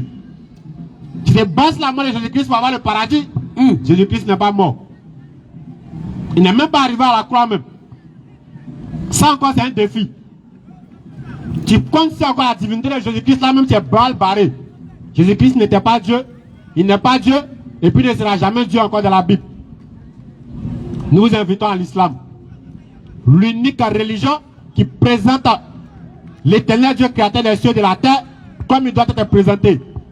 Qui respecte les prophètes. Les prophètes sont venus avec un seul message. La ilaha illallah. Et non un prophète qui va se prosterner devant Astarté. Ou bien un prophète qui va venir prêcher un Dieu 3 en 1, 1 à 3. Ils ont prêché l'unique divinité qu'on appelle Allah. Les frères en train de se promener. Pour ceux qui ont des questions, vous pouvez poser vos questions. Approchez pour l'échange. Toutes les questions sont les bienvenues. Sur ce, bismillah. Assalamu alaikum wa rahmatullahi wa barakatuh. Et j'espère que vous avez pris note. Parce que le frère a déjà tout dit. Et j'espère que vous, étant là, vous avez bien pris note. Et pour ceux qui ne sont pas là, qui nous suivent en direct, j'espère que vous aussi vous prenez note. Parce que beaucoup aujourd'hui sortent dans la rue afin, n'est-ce pas, de mélanger l'esprit des frères. Aujourd'hui, tout le monde a un téléphone. Non. Et le téléphone aujourd'hui qui doit nous servir, n'est-ce pas, à propager le message de l'islam. Aujourd'hui, le téléphone, n'est-ce pas, qui doit nous servir à donner la vraie valeur de l'islam. À donner, n'est-ce pas, le vrai visage de l'islam. Aujourd'hui, les gens utilisent le téléphone afin de mélanger les gens. Afin de détourner, n'est-ce pas, les gens de l'islam et mélanger le vrai au faux. Subhanallah. Tout le monde est devenu savant sur TikTok. Tout le monde est devenu savant sur Facebook. C'est toujours là-bas. Quand tu arrives sur Facebook, ils ont tous, n'est-ce pas, leur caméra braquée sur le visage en train de faire fatwa. Encore. Quand tu arrives sur Facebook ou sur TikTok, ils ont braqué leur caméra sur eux en train de dire tout sur l'islam. Comme quoi l'islam autorise l'alcool. C'est toujours là-bas. Ils sont toujours en train de lire qu'aujourd'hui l'islam, la prière est une prescription et non une obligation. Encore eux. Si tu veux, tu pries. Ah si tu ouais. veux, ne prie pas. Ah ok. Parce que ce n'est pas une obligation, mais plutôt une prescription. Menton seulement. Bande de paresseux. Aujourd'hui, nous sommes là dans les rues. Non. Nous appelons, n'est-ce pas, à la raison des uns et des autres. Réveillez-vous. On n'est pas là pour insulter quelqu'un. On n'est pas là, n'est-ce pas, pour offusquer la raison de quiconque que ce soit. Non. Mais nous sommes là pour appeler les gens et échanger. Non. On ne dit pas qu'on a le monopole, n'est-ce pas, de la science. On est là, comme le frère l'a dit, pour échanger et rechercher la vérité. Toujours. Nous sommes toujours, n'est-ce pas, dans la quête du savoir. Même si on sait qu'on est dans la vérité. Même si on sait que l'islam, n'est-ce pas, est la vérité unique envoyée, n'est-ce pas, sur la terre pour tirer des gens vers le paradis. Non. Chers frères et sœurs, écoutez. Nous le disons haut et fort. Jésus-Christ, fils de Marie, n'a jamais été Dieu. Jésus-Christ, fils de Marie, faisant 9 mois dans le ventre de sa mère, n'a jamais, n'est-ce pas, proclamé sa divinité. Non, jamais. Encore moins quand il est arrivé sur la terre. Mais à quel moment Jésus-Christ, n'est-ce pas, a proclamé sa divinité? Question. Chers frères et sœurs, voici des questions que nous, ensemble, on se pose. Et nous aussi, nous vous posons ces questions-là. Venons, on va réfléchir ensemble. Surat 5, le verset 116. Rappelle-le. Rappelle-le. Le moment où Allah dira. Rappelle-le le moment où Allah dira. Oh Jésus. Oh Jésus. Fils de Marie. Fils de Marie. Est-ce toi qui as dit aux gens? Est-ce toi Jésus qui a dit aux gens? Prenez-moi ainsi que ma mère. Prenez-moi Jésus ainsi que ma mère Marie. Pour deux divinités en dehors d'Allah. Pour deux divinités qu'on doit adorer en dehors d'Allah qui nous a créés. Il dira. Il dira. Gloire et pureté à toi. Gloire et pureté à toi, Allah. Il ne m'appartient pas de déclarer ce que je n'ai pas le droit de dire. Je ne peux pas dire ce que moi, Allah, tu ne m'as pas prescrit. Si je l'avais dit, tu l'aurais su. Tu allais savoir. Certes, tu sais ce qui est en moi et je ne sais pas ce qui est en toi. Tu es en vérité le grand connaisseur de tout ce qui est inconnu. Parole de vérité. Je ne leur ai dit, oui, ce que tu m'avais commandé. À savoir, adorez Allah. Adorez Allah. Mon Seigneur. Oui. Et votre Seigneur. Jumelage. Ça dort. Il dort.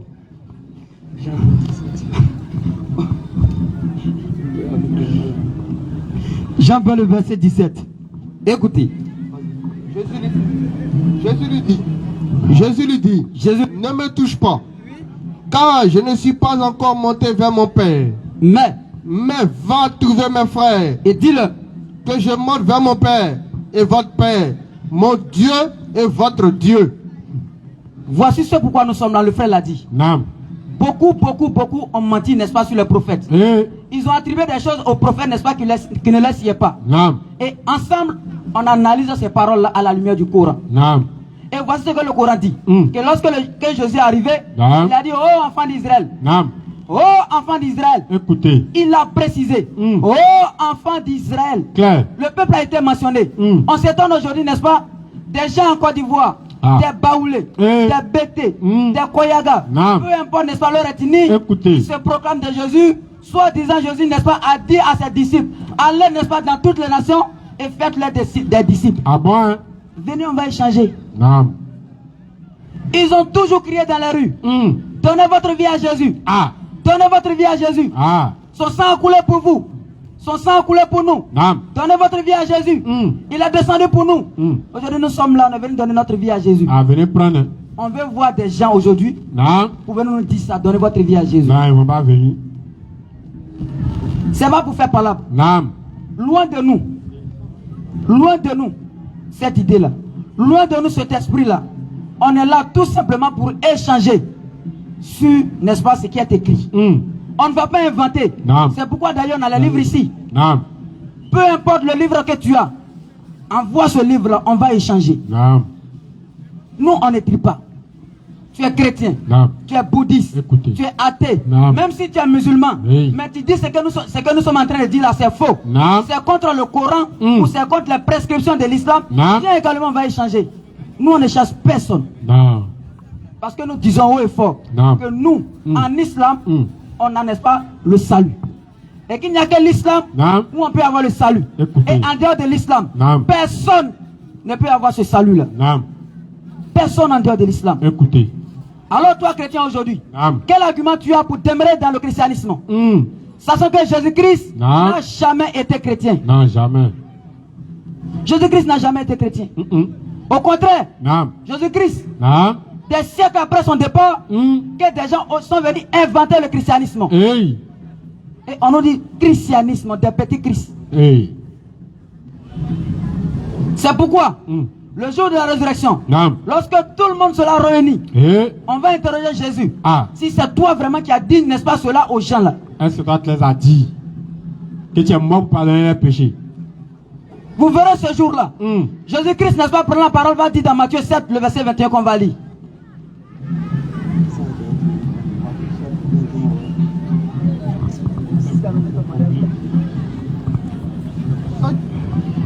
Matthieu 7, le verset 21. Ceux qui me disent, Ceux qui me disent, Seigneur, Seigneur, on ne dit pas que dire, n'est-ce pas, Seigneur à Jésus, bien appeler Jésus Seigneur est un péché. Écoutez. Écoutez plutôt l'enseignement. Naam. Ceux qui me disent Seigneur, Seigneur, n'entreront pas tous dans le royaume des cieux. il dit tous ceux, n'est-ce pas, qui à longueur de journée m'appellent au Seigneur. Tous ceux qui à longueur de journée sont en train de crier dans les ruelles, Seigneur Jésus, Seigneur Jésus. Il dit tous ceux-là ne vont pas entrer au paradis. Naam. Pourquoi? Mais celui-là seul qui fait la volonté de mon Père, Mais celui-là qui va m'appeler Seigneur, et en plus de cela, n'est-ce pas, va reconnaître que celui qui m'a envoyé c'est Dieu. Naam. Et non pas moi Jésus Dieu. plusieurs me diront ce jour-là, Ce jour-là, plusieurs vont dire à Jésus, Seigneur, Seigneur, Seigneur Jésus, n'avons-nous pas prophétisé par ton nom? n'est-ce pas moi, pasteur Norbert, n'est-ce pas, j'ai prophétisé par ton nom. N'avons-nous pas chassé les démons par ton nom? On a chassé des démons par ton nom. Et Ce jour-là, j'ai dit au nom de Jésus. Au nom de Jésus, sors.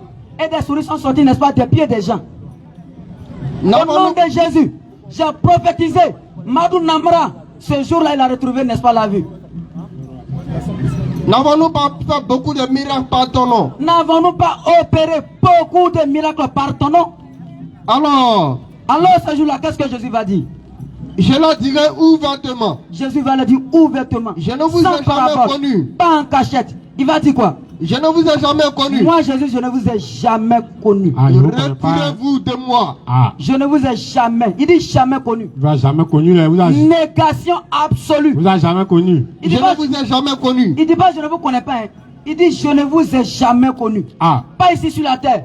Pas de l'autre côté. Il dit moi je ne vous ai jamais connu. Négation absolue. Allez loin de moi. Personne ne peut échapper ce jour-là. Naam. Alors, frères et sœurs, Écoutez. revoyez-vous dès maintenant. Naam. Parce que, n'est-ce pas, la mort, elle est imminente. On ne sait pas quand est-ce qu'on va partir. Naam. Aujourd'hui, n'est-ce pas, on a la chance de se repentir. Vous avez entendu des jeunes frères dans la rue Naam. en train de dire que Jésus-Christ n'a jamais été Dieu. Naam. Ils sont en train d'appeler les gens à l'islam. Ils sont en train de dire que Jésus-Christ a été musulman. Naam. Jésus-Christ a été musulman comme Muhammad. Sallallahu Paix et bénédiction sur lui. Naam. Il a été musulman comme les autres prophètes envoyés de la part de Dieu. Et tous. Par contre, vous, Naam. vous êtes obstinés Écoutez. à rester dans le christianisme. Ah. 10 ans, il n'y a que le sang qui sauve. Allahu Akbar. Est-ce qu'il n'y a que le sang qui sauve? Nous musulmans, nous disons, là, c'est pourquoi nous sommes là. Venez, on va échanger sur ce modérateur bismillah. Assalamu alaikum, shukran pour l'introduction. Rapidement, on va passer à la question de deux commissions pressées. Naam. Elle demande pourquoi est-ce qu'un Bousmani ne peut pas marier un Djoula? Bon, c'est vice-versa, hein, que ce soit garçon, femme, avec ça. Alhamdulillah. Pourquoi un Bousmani ne peut pas marier un Djoula? Voilà, vice-versa. Un Bousmani peut marier un Djoula? Un Bousmani peut marier un Djoula. Un Djoula peut marier un Bousmani. Mais un musulman ne marie pas un non-musulman et un non-musulman ne marie pas un musulman. Parce qu'attribuer l'islam au Djoula, c'est comme si l'islam est la religion des Djoula. Alors que l'islam est une religion universelle. Mon frère qui est à côté de moi, il s'appelle Jean-Marc, c'est un baoulé, il n'est pas Djoula. Il n'est pas Djoula. Donc un Djoula peut marier un non-Djoula. Mais un musulman ne marie pas un non-musulman. C'est clair. Un non-musulman aussi ne marie pas un musulman. Le problème c'est que c'est quoi? C'est que c'est le musulman qui met plus sur sa religion en application. Raison pour laquelle c'est penché plus sur le côté sur les musulmans. Sinon même dans la Bible. Deutéronome 7, le verset 3. Calme-toi. Même dans la Bible, un chrétien n'a pas le droit de marier d'une autre religion. Ou bien une femme chrétienne n'a pas le droit de marier un homme d'une autre religion. Mais pourquoi on attribue ça forcément à l'islam? Parce que les musulmans sont plus aptes à mettre ça en pratique. Mais même avant même de se prolonger dans les livres, avant de rentrer dans les livres même. Non, à la base, on a une méthode. On va d'abord avec la logique. Moi, il dit, Allah, il est Dieu. Il est unique. Il n'a pas engendré. Il n'a pas été engendré non plus. Nul n'est égal à lui. Quiconque adore un autre Dieu en dehors d'Allah, il meurt, il va en enfer. Moi, ici, là. La femme dit, Jésus est Dieu. Ou soit, Jésus est fils de Dieu. Allah dit, Wama Kataluhu, Wama Solabo. Allah dit, non, ni tuer, ni crucifier. Allah dit, non, Jésus-Christ est mort pour pardonner mes péchés. Si je crois au sang de Jésus, je suis sauvé. Celui qui ne croit pas au sang de Jésus, il ne sera pas sauvé. Vous deux, vous êtes dans la même maison. Selon toi, ta doctrine, si ta femme meurt dans sa croyance, elle va en enfer. Selon elle aussi, sa croyance, si toi tu meurs, tu vas en enfer. Vous vivez ensemble, c'est quel amour? Question. Ça fait un. Deuxième, le musulman ne boit pas. Mais imagine, le monsieur, il allait consommer son alcool. Sa femme est musulmane. Il vient l'embrasser. Tu es obligé d'accepter. Si tu as fait, tu as bu alcool. En islam, on n'implore pas le pardon pour un non-musulman qui meurt. Dis à Allah pardon un tel. C'est-à-dire qu'un non-musulman qui est décédé. En islam, dans le Coran, on n'implore pas le pardon pour lui. Mais imagine, toi tu es musulman, ta femme est non-musulmane, elle est décédée. Ou soit, ton mari est non-musulman, il est décédé. Tu ne peux même pas prier pour lui. On est dans quel amour? Un non-musulman n'hérite pas d'un musulman. C'est que quelqu'un qui n'est pas musulman ne peut pas hériter d'un musulman. Mais toi, tu es mort, ta femme ne peut pas hériter de toi. On est dans quel amour? Alors que l'amour, avant d'être charnel, c'est spirituel. Toi et ta femme, vous êtes ensemble ici. L'autre côté, alors qu'en islam, nous, c'est ce qu'on veut. On finit ici, on va se retrouver l'autre côté encore. Alors, elle dit, vous et vos épouses, entrez au paradis. C'est-à-dire qu'on fait le dunya, on se retrouve au paradis. Mais toi qui vas au paradis, ta femme va à l'autre côté, mais toi tu vas à l'autre côté, ta femme va à l'autre côté. Ça, c'est pas un amour. Le véritable amour, c'est spirituel avant d'être charnel. Une seule chose est sûre, si l'autre n'a pas tiré l'autre pour envoyer à gauche, l'autre va tirer l'autre pour envoyer à droite. On continue encore. Les enfants que vous allez mettre au monde. D'autres vont aller à gauche, d'autres aussi vont aller à droite. Alors qu'en islam, l'un des grands trésors qu'Allah a fait pour le musulman, c'est que lorsque l'être humain meurt, toutes ses actions s'arrêtent sauf trois. Et parmi ces trois-là, il y a un enfant pieux qui invoque pour lui. Mais toi, tu es mort. Il n'y a pas quelqu'un pour invoquer pour toi. C'est fini, tes actions sont arrêtées comme ça. Maintenant, lorsqu'on plonge maintenant dans la Bible, c'est pas nous on le dit. Lecture. Deutéronome 7, le verset 3. Deutéronome 7. Le verset 3. Non. Tu ne contracteras point de mariage Non. avec ces peuples. Tu ne donneras point tes filles à leurs fils. Et tu ne prendras point leurs filles pour tes fils. Car Non. ils détournaient de moi tes fils. Ça fait un verset. Qui serviraient d'autres dieux. Ça fait un verset d'abord. Et la colère de l'Éternel s'enflammerait contre bon. vous. On dit que tu ne contracteras point de mariage avec ces, tu ne donneras point tes filles, tu ne prendras point leurs filles. Deuxième verset. Une femme est liée aussi longtemps à son mari. On dit, la Bible dit, une femme, elle est toujours liée à son mari, toujours qu'elle est vivant. Même si elle est gâtée ou elle est liée. Non. Mais si le mari On meurt, dit, mais si l'homme meurt, elle est libre de se remarier. elle est libre de se remarier. La femme est libre de se remarier. Seulement que ça soit dans le Seigneur. On dit, la femme est libre de se remarier à qui elle veut, seulement que ça soit dans le Seigneur. Dans la Bible, parole de vie, là-bas, c'est mentionné clair. Seulement qu'il soit chrétien. C'est que même ton mari, s'il est mort, tu dois te remarier à un chrétien.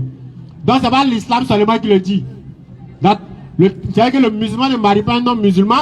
Un homme musulman aussi ne marie pas une musulmane. Sinon, Djoula peut marier Otatini. Otatini peut marier Djoula. Ça n'a pas de problème.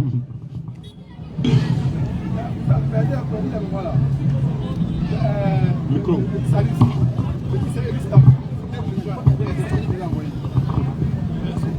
Il y a une question aussi derrière. On dit, est-ce que les deux religions, parce qu'on a l'habitude de dire, ben souvent, là, subhanallah, les gens pour se blaguer, ils disent non, que c'est l'amour qui vient de Dieu, mais la religion, ça ne vient pas de Dieu. Donc, musulmans, chrétiens, on a la même chose là. Les deux viennent de Dieu, oui. On va aller doucement. Ah, ça c'est le bara. C'est-à-dire que généralement, une seule chose est sûre. À chaque fois que la question de mariage mixte va venir là, c'est que soit le gars, il a une gonne musulmane quelque part là-bas. Il y a longtemps, ils sont dedans, mais il n'a pas envie de la laisser. Donc maintenant, il cherche une fenêtre pour pouvoir légaliser. De cette même manière aussi, soit la femme non musulmane, elle a un mari qui est musulman, même elle est musulmane, elle a un copain qui n'est pas musulman, donc ils veulent légaliser, donc ils veulent chercher fenêtre. Ça ne peut pas se faire. ATC Kake. Ça ne peut pas. Beaucoup de femmes musulmanes, Allahu Akbar. Ça, Allah dit, éloignez-vous de la fornication. Quand c'est une turpitude et quel mauvais chemin. Ça là, c'est fruit de fornication. C'est sa go, il ne veut pas la laisser, il est fan d'elle. Donc il cherche une fenêtre pour la mettre dedans. Elle aussi, c'est son gars, les fans de lui, ils ont déjà limé. Elle veut légaliser. Si on sait quel papa qui a dit, subhanallah. La réponse des premiers sur les réseaux sociaux, il y a un black clock qui s'est levé, que lui s'est converti à l'islam, un mois seulement pour pouvoir avoir une fille musulmane, et puis il a fini de les retourner. Ça encore, on a interpellé leur femme musulmane. Parce que souvent, il y a d'autres qui sont tellement allés à l'école, souvent quand ils allaient pour Syrie, que non, les non-musulmans, ils sont romantiques. Allahu Akbar, il n'y a pas plus romantique que musulman. Il y a tout en islam, sauf si toi-même tu ne veux pas. C'est une jolie femme tu veux, c'est beaucoup en islam. Femme soumise, il y en a. Tout, c'est-à-dire que toute catégorie que tu veux, il y en a en islam. De la même manière aussi, tout type d'homme que tu veux, il y en a chez les musulmans. Parce que tous ceux, je dis bien tous ceux qui se sont engagés sur ce chemin-là aujourd'hui, ils regrettent. Parce que les enfants ont l'habitude de grandir à leur maman. Elle reste à côté de son travail, l'enfant avec sa maman. Elle prend sa main chaque dimanche. Ça met les femmes même sont fortes dans ça. Chaque dimanche, elle va lui à l'église. Un peu. Le petit est déjà habitué à là-bas. Il mène la vie des chrétiens. Là-bas, on dit après interdit. On dit fait tout. Il faut croire seulement que l'église est morte, il va au paradis. Il a tout pris. Maintenant, lui va laisser ça pour l'autre côté. On dit non, il ne faut pas boire alcool, il ne faut pas forniquer. Non, comment? Il a laissé chez maman. Voilà ce qui a mis beaucoup de familles dans le problème. Restons en islam, marions nos soeurs. Il y a beaucoup de soeurs musulmanes célibataires. Toujours ça, il faut faire droit pour moi. Nos ça souffrent dans les mains. Nos imams souffrent. Ou imam, faire droit, il cherche mari. Pendant ce temps, Marie dit lui, Célestine. Ah! Science pour nos soeurs musulmanes. Tout ce que tu cherches, toute qualité de femme que tu cherches là, il y a ça en islam. Si tu as peur de Dieu seulement là, il y a ça en islam. Tu peux marier. Donc, ça ne peut pas se faire. Attends, tu as découragé beaucoup là? Non, c'est ce qui est bon même. Donc, on va marier nos soeurs. Est-ce que ça vous plaît d'appeler quelqu'un mon idole? Genre, tu vois quelqu'un comme c'est un bon donateur. Ah, lui là, c'est mon idole. Hein? Non, il était recevé. Non, tu es mon idole. Non, lui là, c'est mon idole. Est-ce que c'est autorisé en islam? Eh, voilà, Akbarou. Kalarou, papa. C'est-à-dire, d'abord, le mot même qui est utilisé d'abord. Parce que souvent, on utilise souvent certains mots. C'est que sans prêter attention, c'est ton idole. Ton idole commun. Allah dit, vous avez dans le messager d'Allah un excellent modèle à suivre. Tout ce que tu cherches comme modèle là, il y a ça dans le messager d'Allah. Dans le domaine du travail, c'est un excellent modèle à suivre. Dans l'adoration, c'est un excellent modèle à suivre. Dans tous les aspects de la vie, c'est l'excellent modèle à suivre. Maintenant, tu dis non, c'est lui qui fait taille basse là, c'est lui là ton modèle. Comment? Il n'y a pas quelqu'un qui est idole de quelqu'un, idole on adore. Deux ont laissé d'affaires d'idolâtrie jusqu'à ils ont dépassé les bonnes. Si tu insultes son idole devant lui, tu as eu palabre. Lui, tu as joué son idole d'après lui-même. Dès que tu dis ta personne vaurée, il devient son ennemi. D'autres ont laissé d'affaires d'idolâtrie jusqu'à ils ont dépassé dans l'amour pour les chèques. Quand Allah a dit son messager, il lui dit non, mon chèque a dit.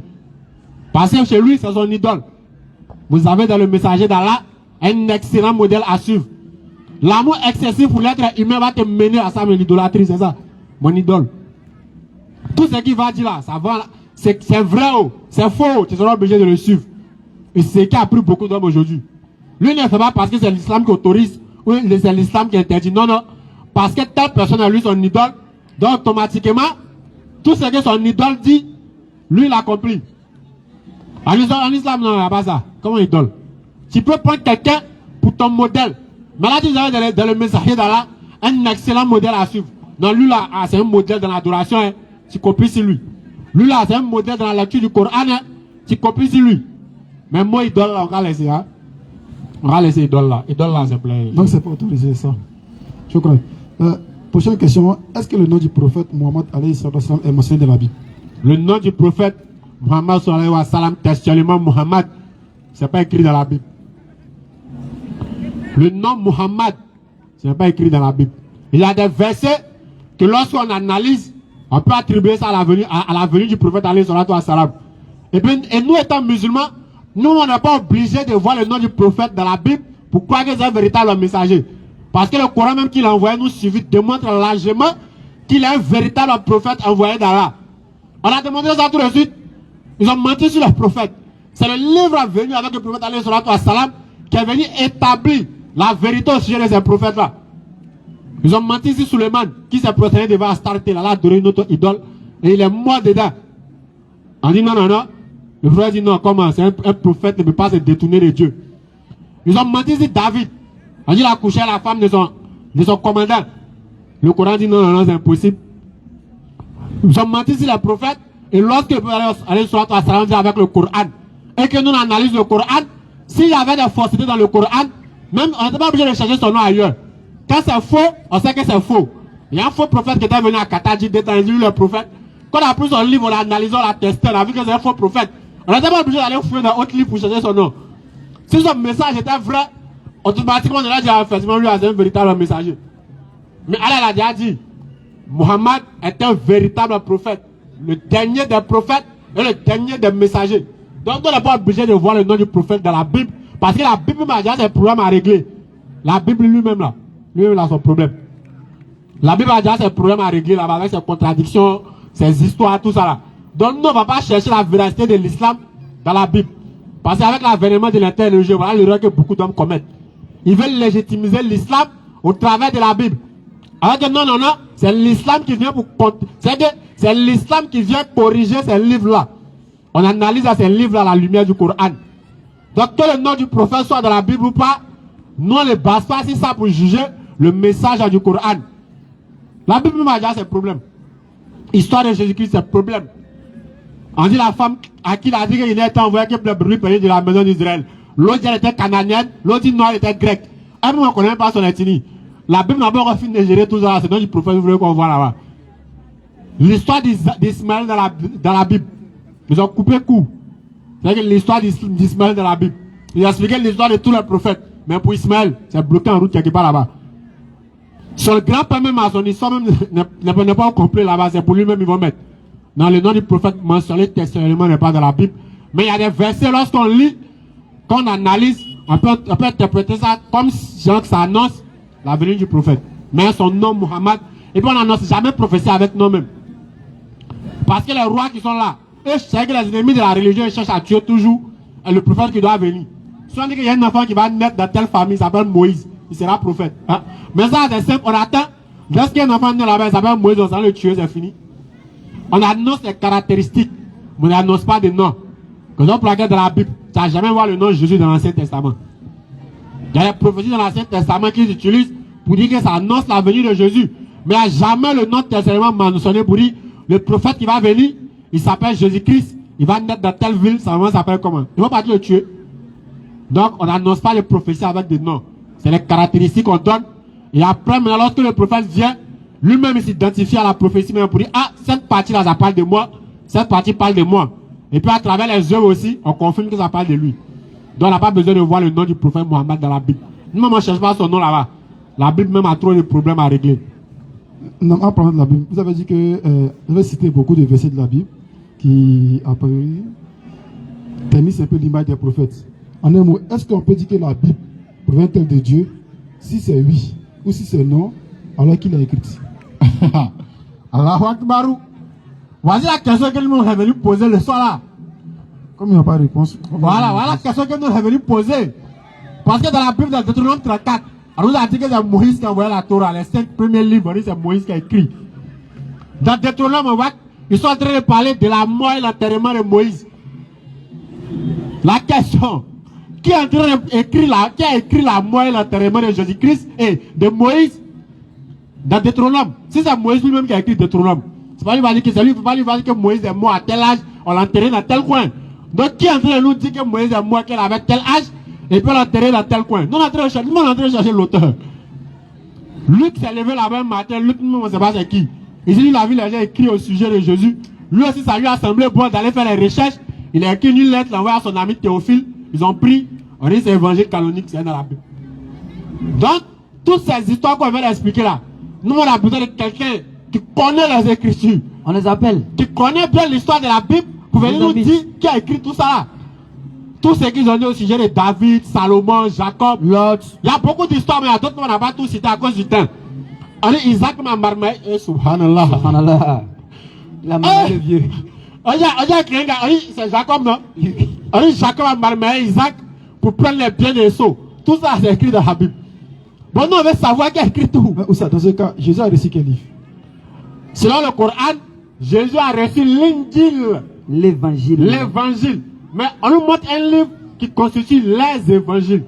Et bien dans ces évangiles-là, il y a l'évangile selon Matthieu, selon Marc, selon Luc, selon Jean. Mais l'évangile selon Jésus-Christ, on n'a pas encore vu ça encore. Sinon, qui est Marc? On ne sait pas qui est Marc. On ne sait pas. On ne sait pas qui est Luc. On ne sait pas qui est Matthieu. Jean même, on ne le connaît pas. Donc, qui vient nous dire où est l'évangile de Jésus-Christ? Lors d'un concile aussi, il y a beaucoup de livres. Et même encore, ils ont classé d'autres livres à côté, les apocryphes, on n'utilise pas.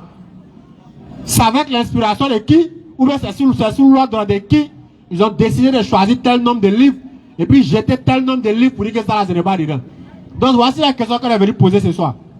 Donc celui qui sait qu'il a guéri dans les Écritures, qui connaît bien l'histoire de la Bible, qui vient nous dire qui est l'auteur de l'Ancien Testament et qui est l'auteur du Nouveau Testament. Qui est l'auteur en quelque sorte de la Bible. Parce qu'aucun prophète n'a reçu un livre qu'on appelle la Bible. Mohammed a reçu le Coran, Moïse a reçu la Torah, David a reçu les psaumes, les feuilles d'Abraham, Jésus a reçu l'évangile. Mais la Bible, bibliothèque, l'assemblage de plusieurs livres, aucun prophète n'a reçu ça.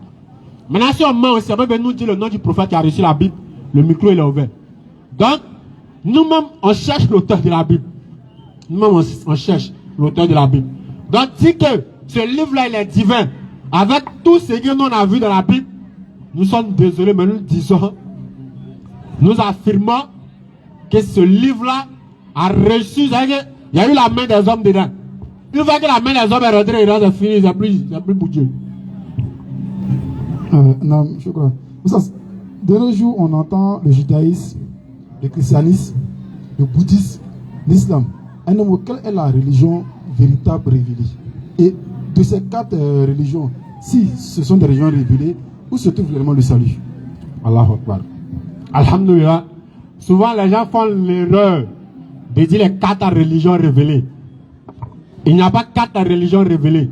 Il existe une seule religion révélée. Parce que si nous sommes tous unanimes que Dieu est unique, toujours on le dit. Si on est unanime que Dieu est unique, c'est qu'il existe une seule religion. Parce que qui parle de religion parle de connexion entre le serviteur et son créateur. Donc Dieu peut pas donner plusieurs connexions. Il donne Bluetooth à lui, il donne Wi-Fi ici, il donne autre là-bas, et puis il va même se coordonner ici la terre. Une seule connexion, une seule religion. Maintenant, quelle est cette religion-là? Voilà ce qu'on est en train de chercher. Sinon, Dieu n'a pas révélé quatre religions. Maintenant, la religion maintenant qu'on nous présente comme étant des religions venues de l'Éternel, on va analyser ces religions-là. Pour aller plus vite, on parle d'abord du bouddhisme. On attend le nom Bouddha. Bon, Bouddha, il y a beaucoup de divergences sur son identité. En tout cas, dans le Coran, son nom n'est pas mentionné là-bas. Mais lorsqu'on parle de bouddhisme, ça découle du nom de Bouddha. Une idéologie qu'ils ont formée autour de l'histoire de l'enseignement de Bouddha. Donc, la religion de l'Éternel Dieu ne peut pas porter le nom d'une de ces créatures qui s'appelle Bouddha. Qui est Bouddha? En tout cas, nous ne le connaissons pas. Donc, cette religion du bouddhisme-là, ce n'est pas la religion de l'Éternel Dieu. Soit on nous dit que l'Éternel Dieu, créateur des cieux et de la terre, s'appelle Bouddha. Alors que nous, on sait qu'il ne s'appelle pas Bouddha, il s'appelle Allah. Donc, bouddhisme, ils ont déjà éliminé. Judaïsme. Il y a encore un isme à la fin. Idéologie humaine. Judas. Qui est Judas? Il fait partie des 12 fils que Jacob a eu. Celui qui a formé la tribu, c'est parmi les 12 tribus d'Israël, il y avait un qu'on appelait Judas. Et c'est ce Judas-là qu'on retrouve en son nom dans le judaïsme. Idéologie humaine formée autour de Judas. Judas est-il Dieu? Non. Judas est qui? Un des arrière-petits-fils d'Abraham. Alors que nous tous on dit qu'Abraham est le père de la foi. Abraham est le père de la religion. Donc quelle était la religion d'Abraham? Ça peut pas être le judaïsme. Mais si le judaïsme découle à partir de Judas, soit du vivant de Judas ou bien après Judas, en ce moment Abraham n'existait plus à longtemps. Donc quelle était la religion d'Abraham? C'est pas le judaïsme. Dans la Bible, est-ce qu'il y a un verset qui atteste que la religion d'Abraham c'était le judaïsme? Non. Éliminé.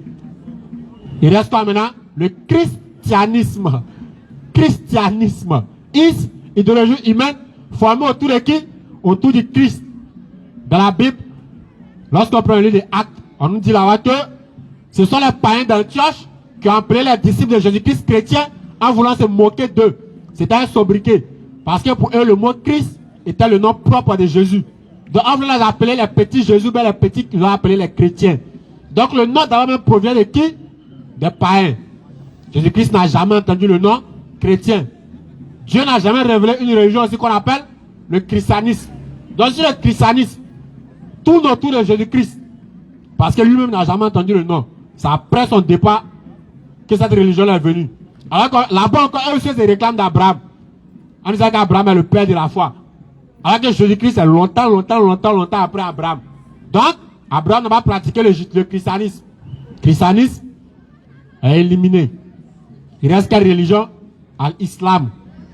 L'islam qui tire sa source de l'un des attributs d'Allah qui est As-Salam, qui veut dire la paix. Al-Islam, Al-Istislam Billah. La soumission totale à la volonté d'Allah. Tous les prophètes étaient soumis à Allah. En même temps, une réponse pour donner à celui qui dit que les autres prophètes n'étaient pas musulmans, parce qu'ils n'ont pas pris ablution. Bon, dans la Bible même, on trouve les traces d'ablution là-bas. On dit parce que c'est pas parti à la Mecque. C'est vrai, c'est le mec qui l'a dit, qu'ils n'ont pas fait Hajj, donc ils ne sont pas musulmans. Alors, dans le Coran, qu'il y a chaque communauté une législation, une marche à suivre. Donc, tous les prophètes dans la soumission à Allah, ils ont tous été musulmans. Et le Coran l'atteste dans la sourate 22, le verset 72. Le dernier verset de la sourate 22. Le dernier verset.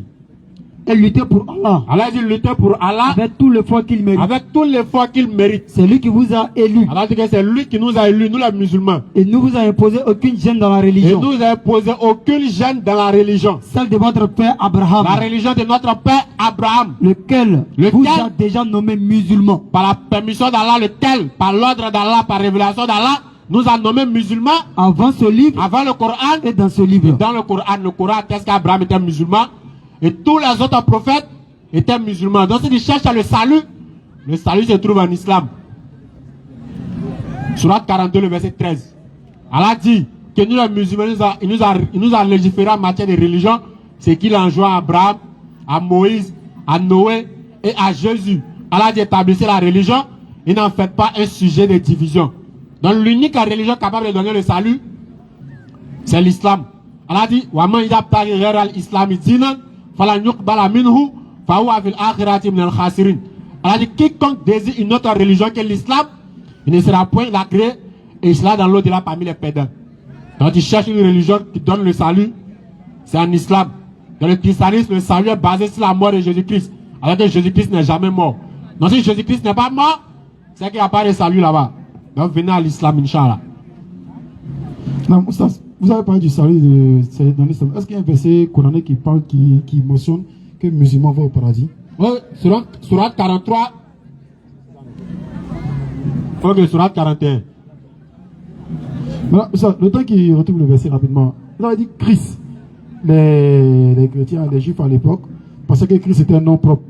Et ils voulaient se moquer des petits chrétiens. Mais Christ veut dire quoi en fait? Christ veut dire oint. Quelqu'un qui est choisi pour une mission bien précise. Christ, Messie, lorsque tu prends le dictionnaire biblique, c'est la même définition. Donc en un mot, tous les prophètes sont Christ. Tous les prophètes sont oint. Choisis pour une mission bien précise. Mais celui-ci qu'ils ont mis la particularité, à chaque prophète aussi, il y a d'autres des surnoms, d'autres. Donc, celui-même qu'ils ont collé ce mot-là sur lui, c'est Jésus-Christ. Maintenant, d'autres ont pris ça pour un nom propre. Maintenant, pour ceux qui disent que Christ veut dire Dieu, Encore on est désolé, selon la Bible, Christ ne veut pas dire Dieu. Parce qu'on dit Dieu est le chef du Christ. Si Christ veut dire Dieu, Dieu est le chef de Dieu. Donc Christ ne veut pas dire Dieu. Donc le verset maintenant qui dit, qui atteste à le salut du musulman, Bismillah. Surat 41, le verset 30. Nam. Ceux qui disent, notre Seigneur est Allah. Allah dit ceux qui disent que notre Seigneur est Allah. Tout le monde sait que les autres musulmans, nous on atteste qu'Allah est notre Seigneur. Non. Et qui se tiennent dans le droit chemin. Après avoir testé que notre Seigneur est Allah, nous faisons l'effort de faire ce qu'Allah nous ordonne et de nous éloigner de ce qu'Allah nous interdit. Non. Les anges descendent sur eux. Allah dit que ceux-là, au moment de leur mort même, c'est qu'il n'est même pas encore arrivé de l'autre côté, pendant qu'il est en train de rendre l'âme. Allah dit que les anges descendent sur eux. N'ayez pas peur. Elle a dit, n'ayez pas peur. Et ne soyez pas Je affligés. viens de te rassurer, n'ayez pas peur, ne sois pas affligé, non. Mais ayez la bonne nouvelle du paradis C'est que que vous êtes déjà pendant prévenus. qu'il n'est pas encore mort, on vient déjà lui dire que hey, voilà ta place là-bas, tu vas au paradis. Surah 46, verset 13. Non. Ceux qui disent, Allah dit ceux qui disent, notre Seigneur est Allah, encore notre Seigneur est Allah, ce sont les musulmans. et qui ensuite se tiennent sur le droit Et chemin. qui se tiennent sur le droit chemin, ils font l'effort de faire ce qu'Allah ordonne et l'effort de laisser ce qu'Allah interdit. Ils ne doivent avoir aucune crainte Allah dit qu'ils ne doivent avoir aucune crainte. et ne seront point Ils ne affligés. seront point affligés. Il n'y a pas d'affliction pour les musulmans le jour de la résurrection. Non. Ceux-là, ce sont les gens du paradis, Allah dit que les musulmans sont les gens du paradis où ils demeureront où éternellement, on va demeurer éternellement en récompense de ce qu'ils en faisaient. récompense de ce qu'on a fait sur la terre. Non. Surat Dernier verset. 43, le verset 68. On va faire un autre verset encore. Oh mes serviteurs, Elle a dit, oh mes serviteurs, vous ne devez avoir aucune crainte aujourd'hui. n'ayez pas peur à rien. Vous ne serez point affligés. C'est géré. Ceux qui croient en nos signes Allah dit que ceux qui croient au signe d'Allah, et sont musulmans, ensuite, ils sont musulmans. entrez au paradis. Allah dit, entrez. Allahu Akbar. Entrez au Allah paradis. dit, entrez. Allah a dit que vous allez entrer. Hein. Allah dit, rentrez. On ne fait vivre le futur comme si on est déjà arrivé là-bas. On est ici en même temps, on est dans le futur. Allah dit, rentrez au paradis. Entrez au paradis. Allah dit, rentrez au paradis. Vous et vos Et puis, épouses. Allahu Akbar. Et puis, on rentre pas seul encore. Vous et vos épouses. Allah dit, vous et vos épouses. Vous y serez fêtés. Dans la célibataire. Et c'est dans l'autre verset, ceux qui disent Allah est notre Seigneur. Nous, les là, nous les mariés, là. Nous, on reste ici à nos femmes. Mais lui, quand il lit ça en vie parce que Allah va barrer nous marier.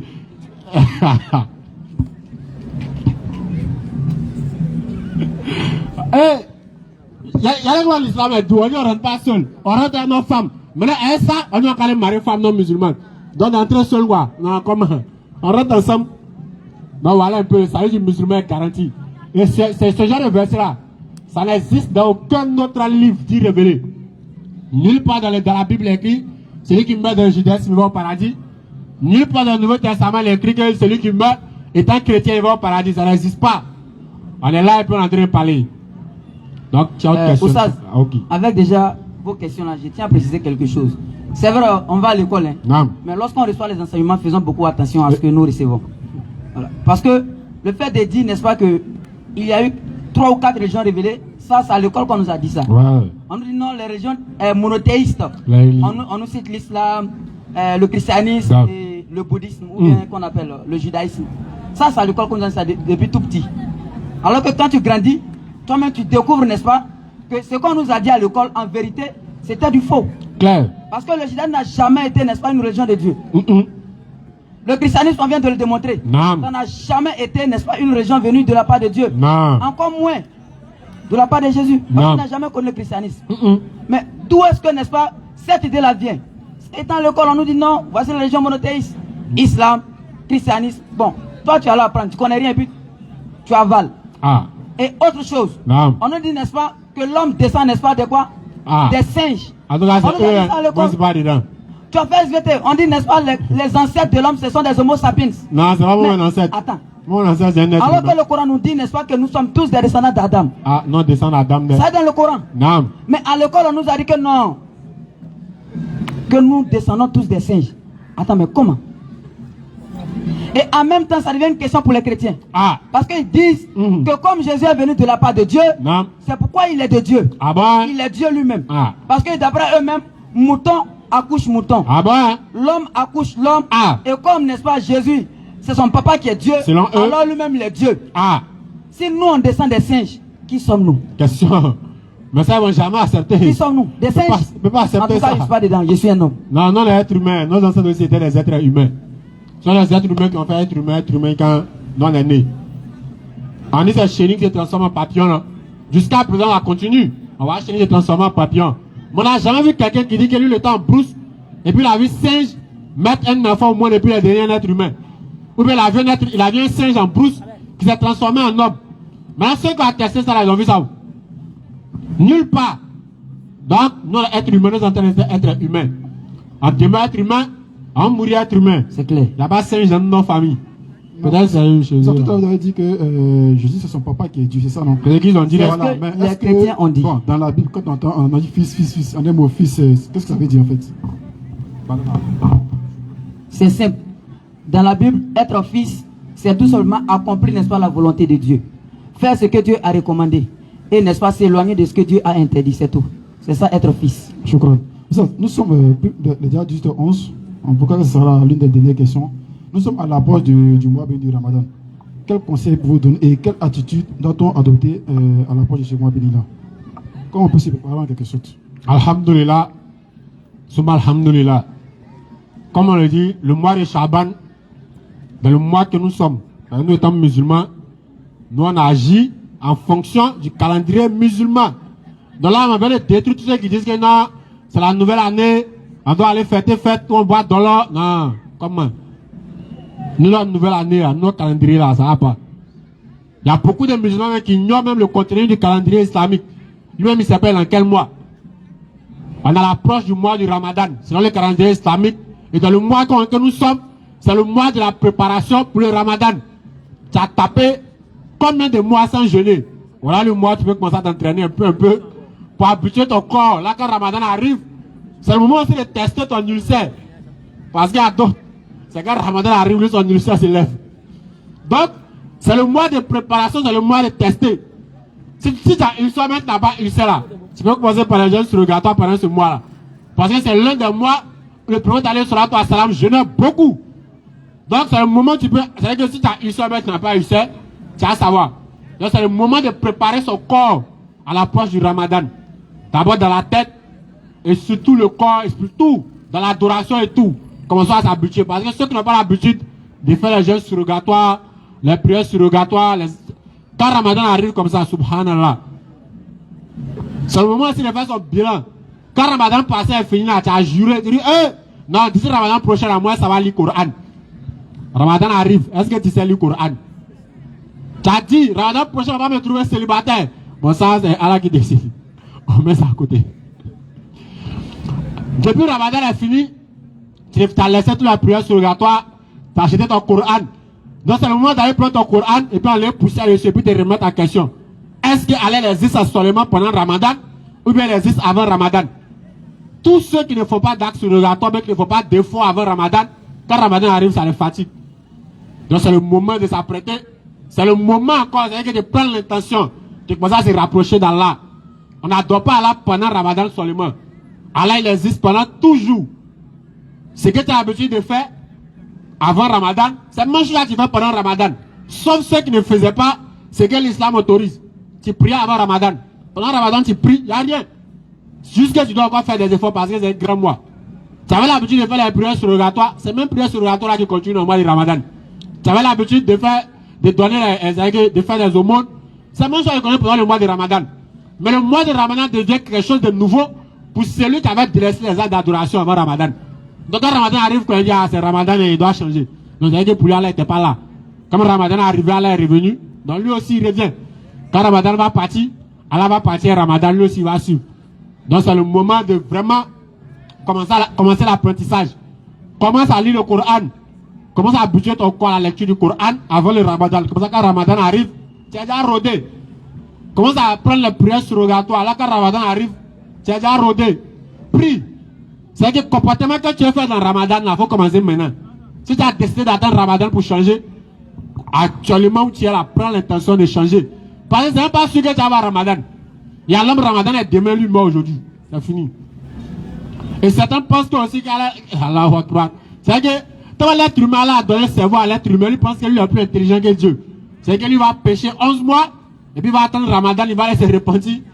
Il va prier. Quand Ramadan va finir, Ramadan prochain encore. Alors que chaque jour que Dieu fait, lui, tend sa main devant Dieu. Dieu a besoin d'argent. Dieu a besoin de santé. Il faut attendre chaque un an pour demander l'argent à Dieu. On va attendre chaque un an. Imagine, si Allah te donne ta nourriture chaque un an, c'est-à-dire le Ramadan, tu donnes de quoi à manger. Quand Ramadan finit, là, tu ne dois plus manger. Là, attends encore le Ramadan prochain. C'est la même chose à nous aussi, on fait. Un grave vis-à-vis d'Allah, on attend un mois pour venir adorer Allah. Donc c'est le moment de se réformer, c'est le moment de se retourner vers Allah. À chaque fois, c'est que le repenti, c'est dès que tu entends le message, tu prends l'information de changer. Et en même temps qu'il exhorte, on va aussi décourager. Oui. Parce que ça, c'est un fait, n'est-ce pas, qui est beaucoup récurrent dans notre société. Aïwa. On est jeunes, on sait, nous tous, nous sommes jeunes ici. Non. Il n'y a pas de vieux, donc nous sommes dans la même peau. Non. On sait comment se comporte. Et ici, nous sommes, n'est-ce pas, dans un quartier où on va dire qu'il y a beaucoup plus de musulmans. Non. Contrairement là où nous venons. Non. Parce que nous sommes de Yopougon et Yopougon sait. Ah. Et les jeunes frères, qu'est-ce qu'ils font? À l'approche du mois de Ramadan, Non. comme le frère l'a dit, Ah. au lieu, n'est-ce pas, d'entraîner ou bien d'habituer le corps à ce qu'il doit venir, lui il s'est dit déjà, comme le Ramadan c'est dans un mois, alors je vais gâter en même temps. Parce que Ramadan c'est dans un mois. Donc il va faire, n'est-ce pas, ses derniers. Ah. Mais imagine. Son dernier rendez-vous. Imagine dans le dernier et puis il reste là-bas. Et c'est ce qu'il fait. T'as fini? Dernier rendez-vous. Dernière sortie. Il appelle les gars, et les gars, le mois de Ramadan arrive. Dans 2 semaines, on ne va plus boire. Alors qu'est-ce qu'il va faire? Marou Champagnat. Ah. Ce jour-là, en location, le maquis du quartier, là, lui, il prend son bail. Non, c'est fini de faire ça en même On temps. fait sortir tout le monde, lui seul, on place tout et puis ça l'attend. Et puis tu restes. Et puis voilà, ils vont tout djinzin. Parce que c'est le mois de Ramadan qui arrive. Donc on doit faire notre dernier. Ou bien il appelle la soeur. Comme rendez-vous. Comme tu sais, un mois. Pendant 30 jours, lui sera obligé, n'est-ce pas, de s'abstenir. Comme c'est difficile. Non. Ah, comme c'est difficile. Non. Ah, c'est le comportement. Marié là, lui, il est marié. Votre affaire est délinquance, vous ne va arrêter. Que ça soit dans le mariage et que ça soit dans le Ramadan, avant Ramadan, il n'a pas de problème. Bon, je parle plus. Mais le délinquant, lui, il sait qu'il est dans le faux, il sait qu'il est dans le haram. Donc, il sait qu'il ne peut pas rentrer ça dans le Ramadan. Donc, lui, il va aller faire son dernier haram avant de rentrer dans le Ramadan. Mais il y a une question. Il y a quelque chose que l'être humain oublie souvent. Toi, tu as quelle preuve que tu vas atteindre le Ramadan? Parce que dit que non, on doit se préparer comment faire le Ramadan.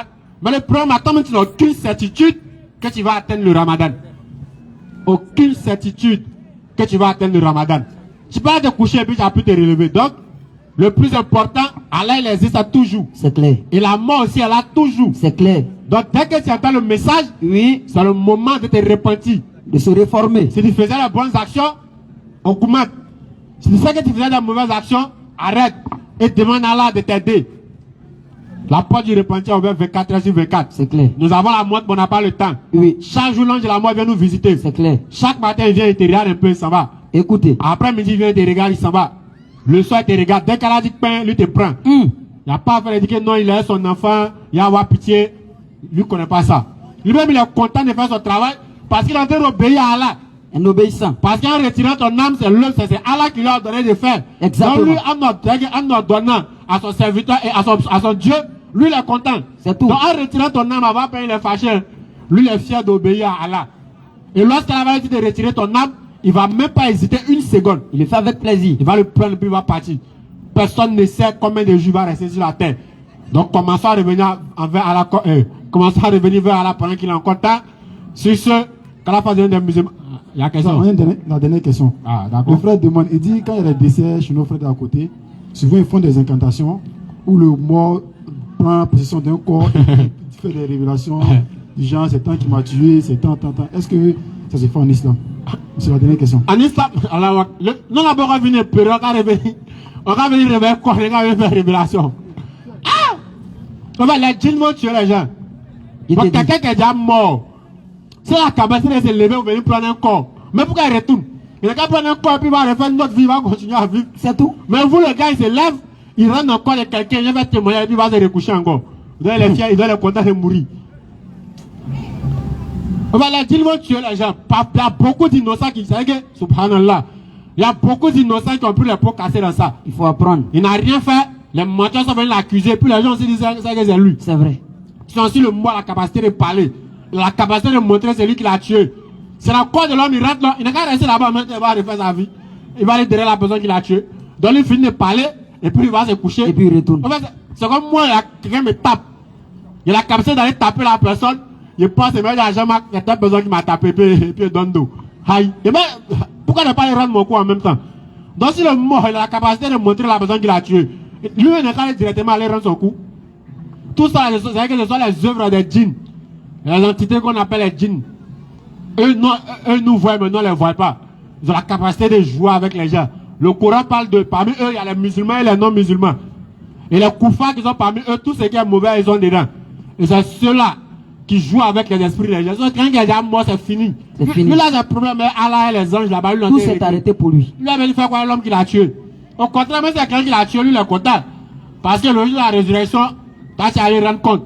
Peut-être même là, Péché, là. ça va être un ramba de moins pour lui. Donc lui avait dit non, c'est telle personne qui m'a tué. Non, c'est impossible. Un mois ne peut pas revenir. Et puis en islam, nous, on n'a pas besoin de tout ça. Parce que d'abord, nous, on sait que le musulman, son salut est garanti. C'est tout. Donc quand quelqu'un meurt, c'est une invocation qu'on fait pour eux. Qu'Allah lui fasse miséricorde et tout Amen. et tout. Mais il n'y a pas. Non, il n'y a pas ça en islam. Si quelqu'un te dit qu'on fait ça en islam, c'est que c'est un djinn. Il n'y a pas ça en islam. Si ce, quand on donne la bonne compréhension. Amin. Ashhadu Ashhadu an la ilaha la ilaha illallah illallah wa ashhadu anna Muhammadan Rasulullah. Rasulullah. Nous sommes là chaque mercredi de 16h à 18h, Inch'Allah. Inch'Allah.